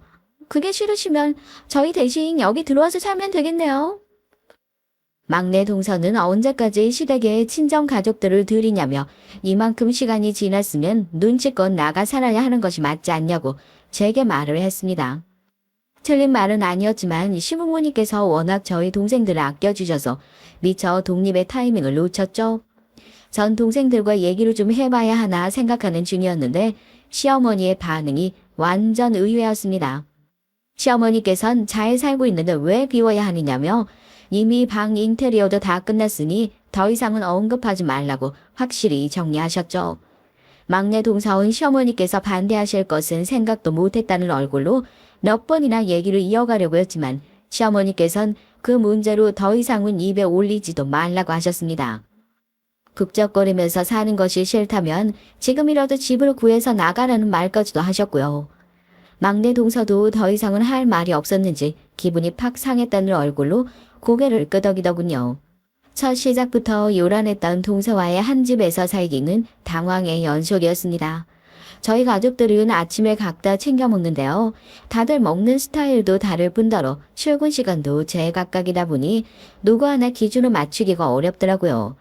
그래서 각자 해결하는 것으로 합의를 봤죠. 남편은 아침에 누룽지를 푹 끓인 것을 좋아했고요. 동생들도 마찬가지고요. 그래서 아침이면 전 누룽지를 팔팔 끓여서 식사 준비를 했답니다. 막내 서방님께서는 시리얼을 먹고 출근하셨고요. 그런데 아침에 주방으로 들어오던 동서가 코를 잡으며 이게 무슨 냄새냐고 하더라고요. 무슨 고약한 냄새냐고 짜증을 내는데 전 누룽지 끓이는 향을 맡고 이렇게 짜증내는 사람이 처음이라 할 말이 없더라고요. 그리고는 제게 무슨 조의 하나를 내밀었습니다. 이게 뭐야, 동서? 전 아침에 이대로 된 주스를 꼭 마셔야 하거든요. 오늘은 어쩔 수 없고 내일부터 부탁 좀 드릴게요. 서방님께 얘기 못 들었어? 우리 집 아침은 각자 알아서야. 그이나 내 동생들은 나랑 같이 누룽지 먹기 때문에 내가 하는 거고 내가 동서 아침을 왜 챙겨? 마트에서 재료를 좀 사다 달라고 하면 그 정도는 해주겠지만 나머지는 동서가 알아서 해야지. 돈은 섭섭지 않게 드릴 테니까 좀 해주세요. 어차피 형님 나중에 가게에 잠깐 얼굴만 비치는 것이 전부잖아요. 일을 하시는 것도 아닌데 좀 해주세요. 전 아침에 바쁘단 말이에요. 동서만 바쁜 사람 아니야. 다들 아침에 바빠. 그리고 그 모든 사람들을 내가 챙길 순 없잖아. 그러니까 아침 주스를 마시고 싶거든 직접 해 먹어. 그리고 내가 전업주부나 다름없는 건 맞는데 그렇다고 해서 내가 모든 집안일을 다 하는 것도 아니거든. 아니 그럼 형님은 밖에 나가서 제대로 일하는 것도 아니야. 그렇다고 집에서 살림을 꾸려나가는 것도 아니야. 뭐 하시는 사람이세요? 그냥 놀고 먹어요? 양심도 없이?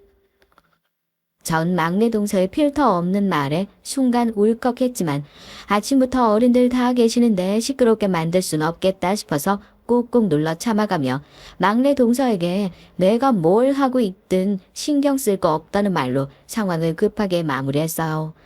물론 막내 동서는 고작 주스 하나 못 해주느냐고 거슬릴 정도로 떠들어댔지만 저는 애써 무시했죠.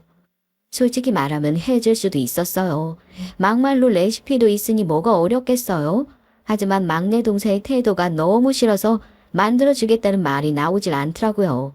아니 무슨 집에 부리는 사람도 아니고 좋게 부탁할 수도 있는데 특별히 하는 일도 없지 않느냐는 식으로 나오는 게 꼴 보기 싫었습니다. 그래서 일부러 더 못해준다고 말했답니다. 제 말에 기분이 상했는지 출근하면서도 인사도 안 하고 그냥 나가더라고요. 참 무슨 사춘기 여학생도 아니고 별일이다 싶었죠. 오히려 출근하던 막내 서방님께서 저한테 오셔서 죄송하다고 사과를 하더라고요. 잘 타일렀다고 하면서 말이죠. 막내 서방님의 말처럼 잘 타이른 것이 맞기는 한 것인지 한동안은 조용했습니다. 아침에 주스가 없으면 안 된다고 하더니 딱히 챙겨 마시는 것 같지도 않더라고요. 그저 커피만 내려서 나갔죠. 저녁엔 가족끼리 둘러앉아 식사를 하기 때문에 준비해야 할 것들이 많았는데요. 막내 동사원 일을 핑계로 거의 늦은 시간에 들어오다 보니 늘 혼자서 밥을 차리고 뒷정리하는 날들이 많았습니다. 그런데 하루는 막내 동서가 아침에 나가면서 저한테 할 말이 있다고 하더라고요. 저는 또 무슨 소리를 하려고 일어나 싶어서 물었더니 저녁에 집에 오면 먹을 것이 하나도 없어서 배가 고프다고 하더라고요. 전 냉장고에 반찬 다 들어있고 밥도 있으니 챙겨 먹으면 된다고 했죠. 그랬더니 찬 음식은 싫다고 대꾸하면서 저더러 자기 집에 들어올 시간 맞춰서 밥을 달라고 하는 거예요. 다른 가족들 저녁은 다 챙겨주시면서 저는 왜 빼시는데요? 다른 가족들은 저녁 시간에 다 모이니까 당연한 거고 동서 정말 왜 이렇게 앞뒤 없이 어린애처럼 굴어? 배가 고프면 직접 해먹던가 반찬 다 있는데 렌즈에 잠깐 돌리던가 그것도 싫으면 라면이라도 먹으면 되잖아. 내가 동서 뒤치다거리나 하는 사람으로 보여? 그리고 동서 여긴 시댁이야. 격 없이 지내는 것이 나쁘다는 건 아닌데 그래도 말하기 전에 생각이라는 걸 좀 하고 했으면 좋겠어. 제가 밥 좀 챙겨달라는 게 그렇게 화내실 정도로 잘못된 소리예요. 저도 가족인데 가족 취급을 안 해주시잖아요. 내가 언제 그랬다고 이래. 그리고 나도 할 말이 없어서 지금껏 가만히 있는 줄 알아? 동서 시집 오고 나서 몇 번이나 저녁 식사에 참석했어. 다른 가족들을 위해서 밥이라도 차려 봤냐고. 내가 그래도 아무 말 안 했지. 시부모님 다시 내려가지고 나선 동서 더 했잖아. 내가 지금 동서 속옷까지 빨아서 챙겨줘야 돼? 그저께 시부모님께서 내려가시고 빨래를 하려고 보는데 막내 동서의 속옷이 떡하니 빨래통에 들어있더라고요. 제가 빨래는 옷 색깔별로 구별해서 하는 편이라 바구니가 여러 개인데 막내 동선 그 분류마저 하지 않았죠. 그 정도는 저도 이해할 수 있어요. 뭐 바쁘면 그럴 수 있지. 하지만 속옷까지 저한테 시키는 건 좀 아니지 않아요. 다른 가족들도 속옷은 자신이 빨아서 널어두는데 이게 무슨 일인가 했죠. 막내 서방님께서 아직 얘기를 안 하신 것은 아닌가 의문이 들기도 했고요. 저녁에 퇴근하면 좋게 얘기해야겠다 싶었는데 막내 동서가 어이없는 요구를 하자 저도 모르게 지적하는 말투가 튀어나와 버렸죠. 그런데 제 말에 막내 동서의 반응이 가관이었습니다. 어차피 세탁기 돌리는데 뭐가 문제라는 것인지 모르겠다는 얼굴이었어요. 그 얼굴을 보고 있으니 제가 정말이지 꼰대가 맞긴 하구나 싶더라고요. 그리고 그 순간 귓가에 시어머니의 말씀이 들리는 것 같았습니다. 모르는 것이 많으니 그냥 가르쳐서 데리고 산다 생각하라고 하셨던 말씀이요. 저는 화를 내려다 다시 심호흡을 하면서 기분을 가라앉히곤 하나씩 막내 동서에게 설명을 해줬죠. 형님, 진짜 웃기신다. 막말로 설거지는 식기세척기가 다 해줘. 빨래는 세탁기랑 건조기가 해줘. 형님이 집에서 하는 일이라고 고작 밥하는 게 전부잖아요. 전 달라요. 직접 제 손으로 잡지라는 걸 만들어내고 있다고요. 제가 왜 들어와서 살기로 했는데요? 일에만 집중하고 싶어서 선택한 건데 이렇게 눈치 주시면서 잔소리하실 줄 알았으면 들어와서 살지 말 걸 그랬어요. 그래? 그럼 지금이라도 늦지 않았으니까 나가서 살아. 여럿이 함께 사는 공간에서 서로 지켜줘야 할 예의는 있어야지. 나더러 고리타분하니 늙었다느니 무슨 말을 해도 상관없는데 앞으로 조심할 거 아니면 나가서 살아. 제 설명에도 막무가내로 나오는 막내 동서의 모습에 화가 난 전 새로운 집을 구해 나간다고 해도 말리지 않겠다고 말해버렸습니다. 그랬더니 갑자기 막내 동서가 큰 소리로 울기 시작했어요. 동네가 떠나가라고 큰 소리로 우는데 당황스러웠죠. 곧 막내 서방님과 남편이 헐레벌떡 식탁으로 모였습니다. 막내 서방님은 울고 있는 막내 동서를 감싸 안으며 이게 무슨 소란이냐고 물었죠. 그랬더니 막내 동서가 앞뒤 사정은 다 잘라먹고 제가 집 구해서 나가라고 했다는 말만 하더라고요.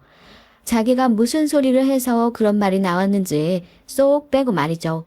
막내 서방님은 정말 그런 말을 했냐고 제게 묻더니 이 집이 형수님 것도 아닌데 왜 텃세냐고 하더라고요. 아니 적어도 무슨 일이 있었는지 물어는 봐야 할 거 아닙니까? 전 막내 서방님의 얘기에 상처를 받았어요. 함께 봐온 세월이 있는데 제가 그런 말을 이유 없이 내뱉지는 않았을 것이다 정도는 생각해 줄 것이라고 믿었거든요. 제가 충격을 받아서 입만 벌리고 서 있자 남편이 나서서 제 편을 들어줬습니다. 어떤 일이 있었는지도 모르면서 어디 형수 앞에서 언성을 높이고 있어? 그리고 너희 형수가 함부로 그런 말을 할 사람이냐? 모르죠. 어머니 아버지도 안 계신 이 마당에 대장놀이라도 하고 싶으셨을 수도 있고요. 형수님 처음부터 이 사람한테 불만 많으셨잖아요. 서방님, 불만이라니요. 제가 뭘 어떻게 했다고 이러세요? 제가 말은 안 했지만 이 사람이 뭘 하든 못마땅해 하시면서 잔소리만 하셨잖아요. 처음엔 이 사람이 잘못했다고만 생각했는데 한두 번도 아니고 너무하시잖아요.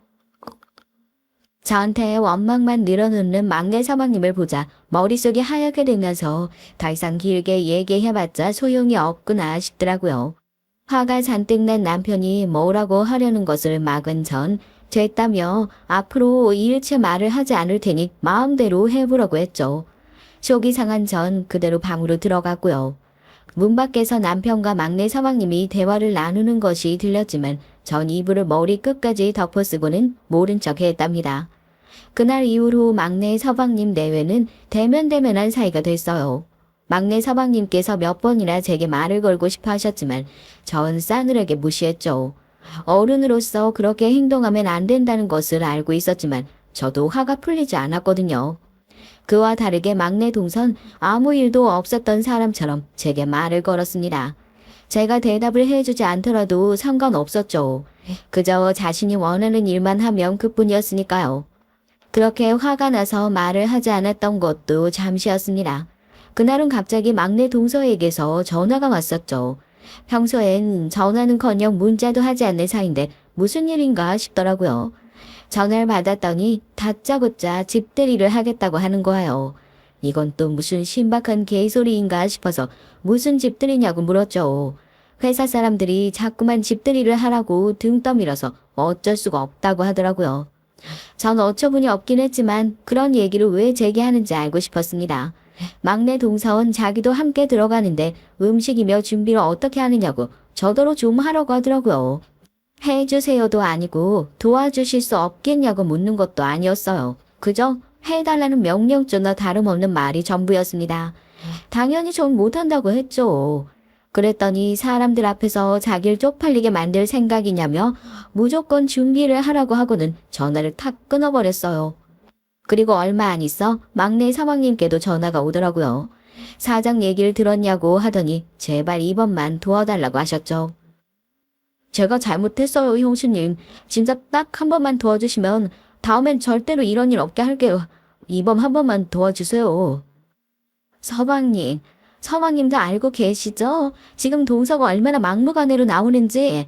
저도 좋은 소리만 하고 살고 싶어요. 동서한테 싫은 소리 하는 게 뭐가 편하겠어요. 제발 중간에서 서방님께서 좀 챙겨주세요. 이상한 소리 좀 못하게 해요. 막내 서방님은 싹싹 빌면서 몇 번이나 이번 한 번만 도와달라고 말했습니다. 결국 그 소리에 못 이긴 전 급하게 음식을 준비했죠. 손님들을 한바탕 치르고 나서 전 그래도 막내 동서가 감사하다는 소리는 할 줄 알았거든요. 그런데 고작 한다는 말이 갈비가 너무 적었다는 거예요. 양이 너무 적어서 아쉬웠다고 하면서 그럭저럭 함께 대접하기론 무난했다고 말했죠. 전 못 견디고 바로 폭발했습니다. 동서, 고맙다는 말은 못할 망정 지금 뭐라고 하는 거야? 아, 여기가 무슨 한정식 집이야? 어떻게 그런 말을 할 수가 있어?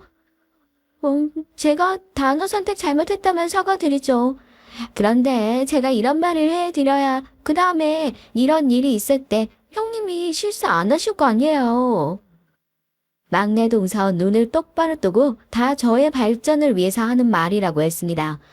정말이죠. 어쩌다 이런 사람이 집안으로 들어온 건지 결혼을 반대하지 못했던 지난날이 뼈저리게 반성이 됐네요. 사람이 바뀌려는 신용이라도 해야 옆에서 격려도 하고 잔소리도 하겠다 했는데 그런 구석이 1도 안 보이자 저도 됐다며 앞으로 손님을 데려오든 뭘 하든 저한테 말하지 말고 직접 알아서 하라고 했어요. 막내 동서는 제가 실수를 받아들이는 자세가 이상하다고 뒤에서 소리를 질렀지만 무시했죠. 제 사연을 듣고 계시는 분들에게 여쭈고 싶은 말이 있는데요. 이런 동서에게 보인 제 반응이 어디 잘못된 것이 하나라도 있을까요?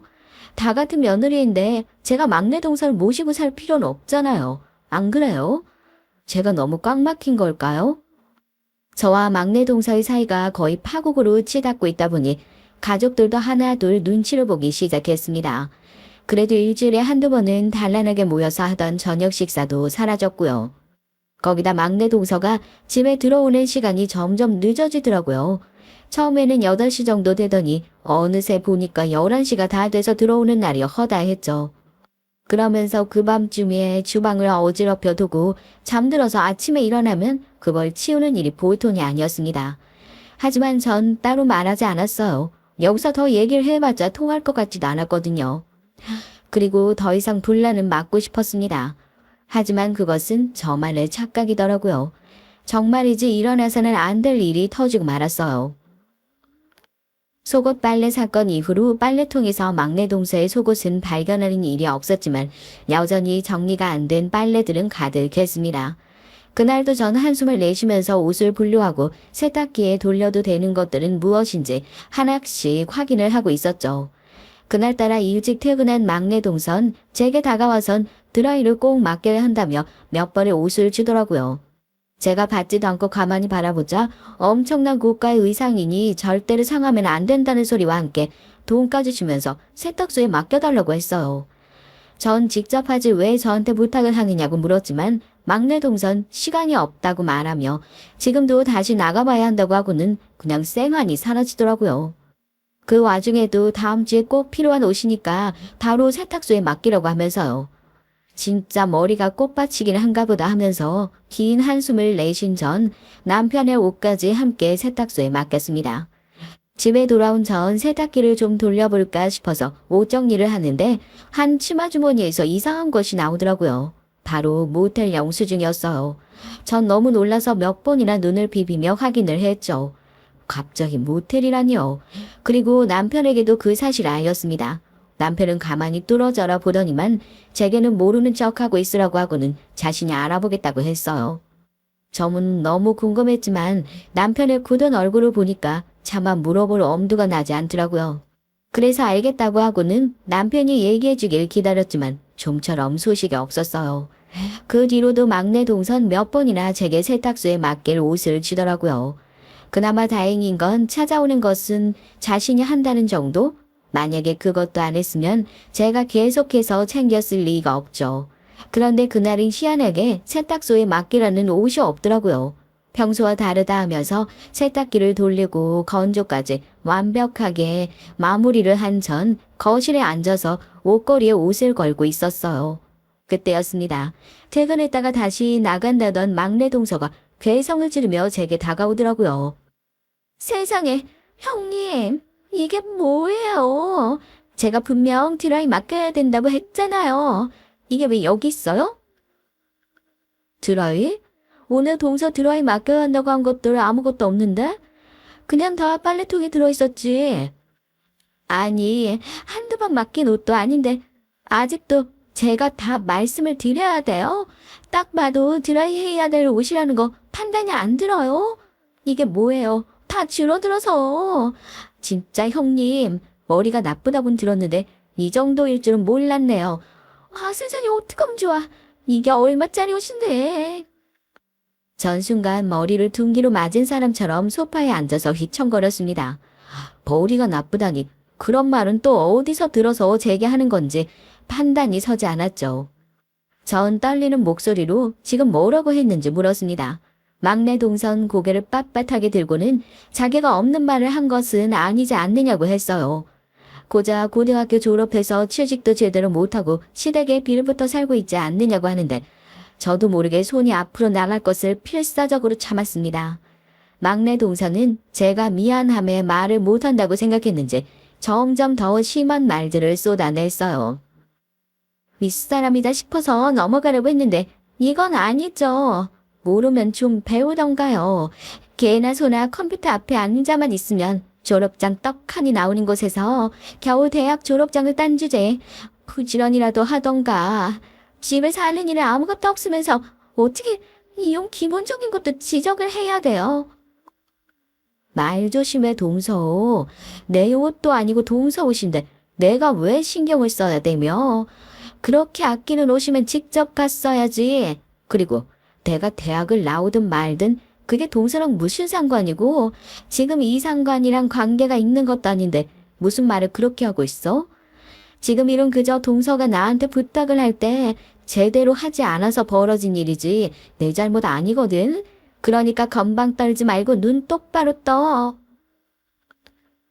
더 이상 참지 못한 전 소리를 높였습니다. 그동안 눈 감고 넘어갔던 일들까지 꺼내서 얘기를 했더니 오히려 코웃음을 치더라고요. 그리고 고작 한다는 말이 옷을 어떻게 하겠느냐는 소리였습니다.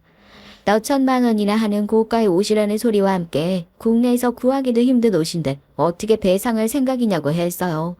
당연히 전 배상할 책임도 의무도 없다고 했고요. 지루한 공방이 이어졌지만 전 꼼짝도 하지 않았습니다. 이런 저 때문에 약이라도 오른 것인지 벼랑간 막내 동서가 크게 소리를 지르며 들고 있던 옷을 제 얼굴에 던지더라고요. 형님 장기 내다 팔아도 이 옷은 못 구하거든요. 그만큼 비싼 옷이라고요. 이 옷의 가치에 비하면 형님은 발끝에 때도 아까워. 알아? 진지게 머리에 똥만 찬 꼰대 새끼라는 건 알았지만 솔직히 말해봐. 일부러 그랬지? 나 골탕 먹이라고 일부러. 지금 하는 행동 보니까 알겠네. 정도껏 해 동서. 이렇게 나오면 나도 좋게 말 안 할 테니까. 내가 그렇게 부러웠어? 구질구질한 옷이나 걸치고 다니면서 할 줄 아는 것이라곤 바닥에 기어다니며 걸레질이라 하는 팔자가 원망스러웠으니 아무것도 남기지 않은 부모로 원망하든가. 왜 나한테 화풀이야? 시계 말이는 다 앉으라나. 야! 화가 머리끝까지 난 전 막내 동서의 머리채를 잡고는 입이 있다고 아무 말이나 다 해도 되는 줄 아느냐며 소리를 질렀어요. 막내 동서도 질세라 제 머리로 붙들고 무식하게 힘만 세다고 소리를 질렀죠. 그렇게 난장판이 벌어졌습니다. 정말이지 동네 개싸움도 이렇진 않겠다 싶을 수준이라 지금 생각해도 화끈거리긴 하네요. 그렇다고 해서 후회를 하진 않아요. 진짜 저도 많이 참았거든요. 그때였습니다. 남편이 퇴근하고 들어와선 우리 둘이 싸우는 모습을 보고 말았죠. 놀란 남편은 큰 소리로 당장 그만두라고 외쳤어요. 갑자기 등장한 남편에 당황한 전 냉큼 막내 동서의 머리채를 놓으며 제 머리를 잡고 있는 손을 비틀어서 밀어버렸죠. 바닥에 꽈당 엉덩방아를 찧은 막내 동선 눈에 쌍심지를 켜고 절 노려봤고요.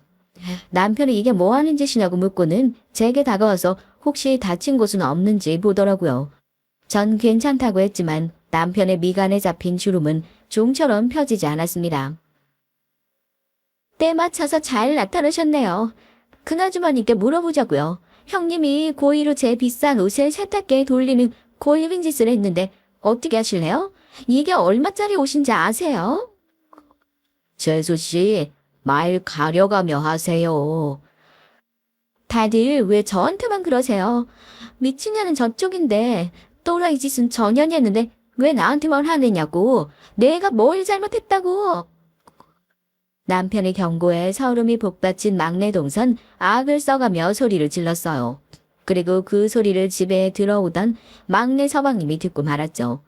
막내 서방님은 엉망이 된 저와 막내 동서를 번갈아 바라보곤 이게 다 무슨 일이냐고 물었습니다. 막내 동서는 울면서 제가 고의로 비싼 옷을 망가뜨렸다는 소리를 했고 막내 서방님은 사실이냐고 저를 보며 물었어요. 전 너무 어이가 없어서 막내 동서의 말을 믿는 것이냐며 물었지만 서방님은 대답을 하지 않더라고요. 막내 동서는 대성통곡을 하면서 자신이 아끼는 옷인데 어떻게 하느냐고 했고 막내 서방님은 그런 막내 동서를 달래려 일으켰죠. 그리곤 저를 바라보며 믿을 수 없는 얘기를 했습니다. 제가 그동안 들어온 일이 있어서요. 형수님께서 이 사람한테 자격지심 같은 걸 느낀다고 하시던데 그 때문이세요. 뭐요? 자격지심이요? 내가요? 이 사람은 밖에서 직업을 가지고 자기가 하고 싶은 일을 하잖아요. 충분히 부러우실 수 있다고 생각해요. 그래도 이렇게 나오시면 곤란하죠. 이럴 시간 있으면 책이라도 한 줄 더 보시던가요. 어떻게 이렇게 유치하게 나오실 수 있으세요? 그래도 형수님은 그럴 뿐이 아니라고 생각했는데 정말 이제 형수님께 실망. 그때였습니다. 막내 사방님의 말이 끝나지도 않았는데 남편이 성큼성큼 다가가더니 다짜고짜 막내 사방님의 뺨을 3개 내리쳤어요. 정말이지 무슨 돌덩이가 깨지는 소리가 났죠. 이가 한두 개 날아간 것은 아닐까 의심이 들 정도의 큰 소리였습니다. 막내 사방님은 형님에게 맞았다는 사실이 믿겨지지 않는 얼굴을 하며 남편을 바라봤습니다. 입 안쪽이 터진 것인지 피가 입가로 흘러내렸죠. 막내 동선 호들갑을 떨며 피가 난다고 외쳤지만 남편은 꼼짝도 하지 않고 막내 서방님만 바라보고 서 있었습니다. 숨막히는 긴장감에 온 몸의 털이 곤두서는 기분이었어요. 사람을 때렸다며 신고하겠다고 오도방정을 떨던 막내 동서도 남편의 분위기에 압도당했는지 뒤로 물러났죠. 주변이 조용해지자 남편이 안주머니에서 사진 몇 장을 꺼내곤 바닥으로 뿌리며 말했습니다. 정신 차려 이 새끼야. 네 마누라가 어떤 사람인 줄은 알고 편을 드냐? 뒤지기 싫으면 네 마누라 관리나 잘해. 그게 무슨... 형... 평소에 쓰지도 않는 거친 욕설을 곁들인 남편의 경고에 막내 서방님은 정신이 번쩍 든 사람처럼 몸을 부르르 떨더니 바닥으로 떨어진 사진을 줍기 시작했어요. 저 역시 제 발밑으로 떨어진 사진을 주워들었죠. 사진엔 벌거벗은 두 남녀가 찍혀 있었습니다. 그리고 그 남녀는 제가 너무나도 잘 아는 사람이었어요. 여잔 막내 동서였고 남자는 집들이에 왔던 회사 팀장이란 사람이었습니다. 너무 놀란 제가 멍하게 사진만 바라보는 동안 막내 서방님께서는 숨을 몰아쉬며 사진 하나하나를 떨리는 손으로 줍고 있었습니다. 물론 그 사진이 어떤 것인지 알게 된 막내 동서가 귀를 찢을 정도의 고음으로 소리를 지르며 사진을 빼앗으려고 덤벼봤지만 소용이 없었죠. 막내 서방님은 떨리는 목소리로 이게 다 뭐냐며 막내 동서와 남편을 번갈아 가며 바라봤어요. 남편은 덤덤하게 말했습니다. 그게 다일 것 같아? 저 여자가 네 뒤에서 무슨 짓을 벌이고 있었는지는 아느냐고.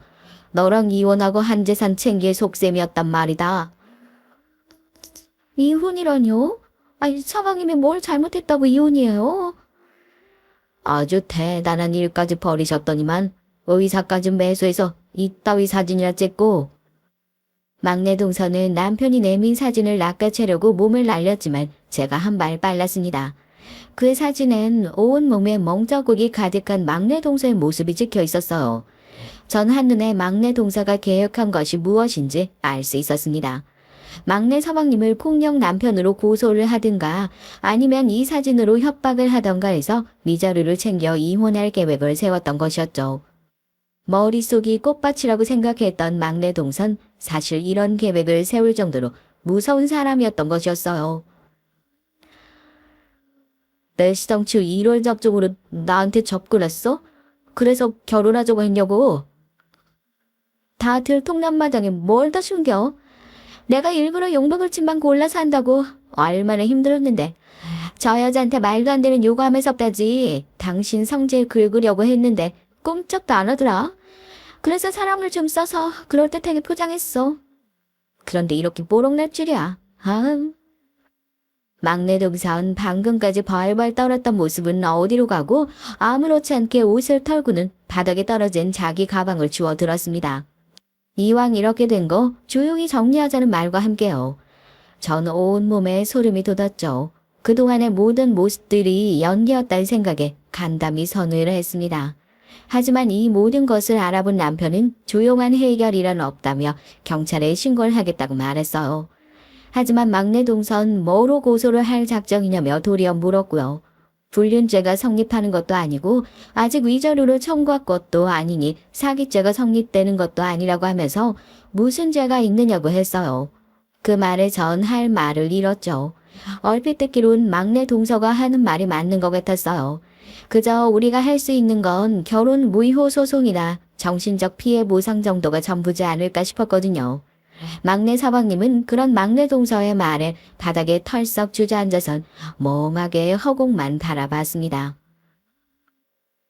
걔가 또 물건을 까. 이런 계획이 처음은 아니잖아. 안 그래? 남편이 한마디 던지자 삽시간에 분위기가 달라졌습니다. 방금까지 떳떳해하던 막내 동서의 얼굴에도 균열이 가기 시작했어요. 남편은 이미 사기죄로 검찰에 신고했다고 하면서 곧 들이닥칠 것이라고 말했죠. 막내 동선 무슨 사기죄냐고 언성을 높였죠. 하지만 남편은 죄가 있는지 재판장에서 밝혀보라고 말했습니다. 남편은 경찰이 아닌 검찰에 신고를 했으니까 그냥 넘어갈 수 있을 것이라고는 생각하지 말라고 하더군요. 그제야 이 모든 일이 진짜라는 자각이 생겼는지 막내 동서가 서둘러 집을 나가려고 했지만 오히려 남편이 좀 더 빨랐어요.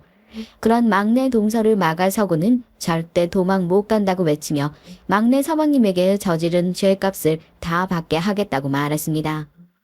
저는 초점을 잃은 눈으로 앉아있는 막내 서방님에게 다가가 그의 등을 쓸어내리며 괜찮다고 속삭였어요. 하지만 이미 상처를 받은 막내 서방님은 제 품에 안겨서 조용히 울기만 했죠.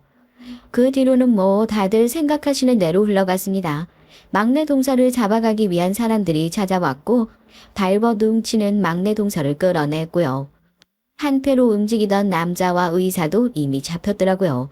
막내 동서 끌려가는 마지막 순간까지 막내 서방님을 불렀지만 소용없었답니다. 거대한 폭포우가 몰아치고 지나간 기분이었어요.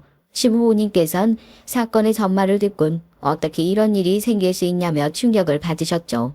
무엇보다 그 모든 것이 재산을 노린 연기였다는 사실에 다들 무서움에 몸을 떠셨답니다.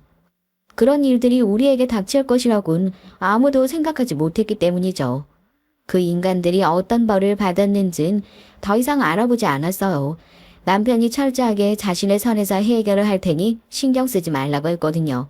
그리고 저도 막내 서방님을 챙기느라 바쁘기도 했고요. 자존심 강하던 막내 서방님은 어렵게 마음을 열었던 대상이 사기꾼이었다는 것과 그 말에 이리저리 휘두르며 저를 오해한 자신을 용서하지 못했어요. 저만 보면 미안하다, 잘못했다는 말만 반복하며 고개를 숙였죠. 제가 할 수 있는 일이라곤 그런 막내 서방님에게 용서하겠다는 말로 마음을 가볍게 해주는 것이 전부였습니다. 물론 지금은 막내 서방님도 많이 좋아지셨어요. 그때부터 일을 그만두고 심리치료를 받으며 목공예를 시작하셨는데 지금은 완전 빠져서 집안의 가구들을 하나씩 바꾸고 계시는 중이에요. 남편을 아예 공방을 하나 차려줄 생각이라고 하더라고요. 저 역시도 찬성이고요. 일어나면 안 되는 일이 찾아온 건 맞지만 그래도 가족들이 서로 힘을 합해서 잘 이겨내고 있으니 이 또한 다행이란 생각이 드네요. 끝까지 들어주셔서 감사합니다.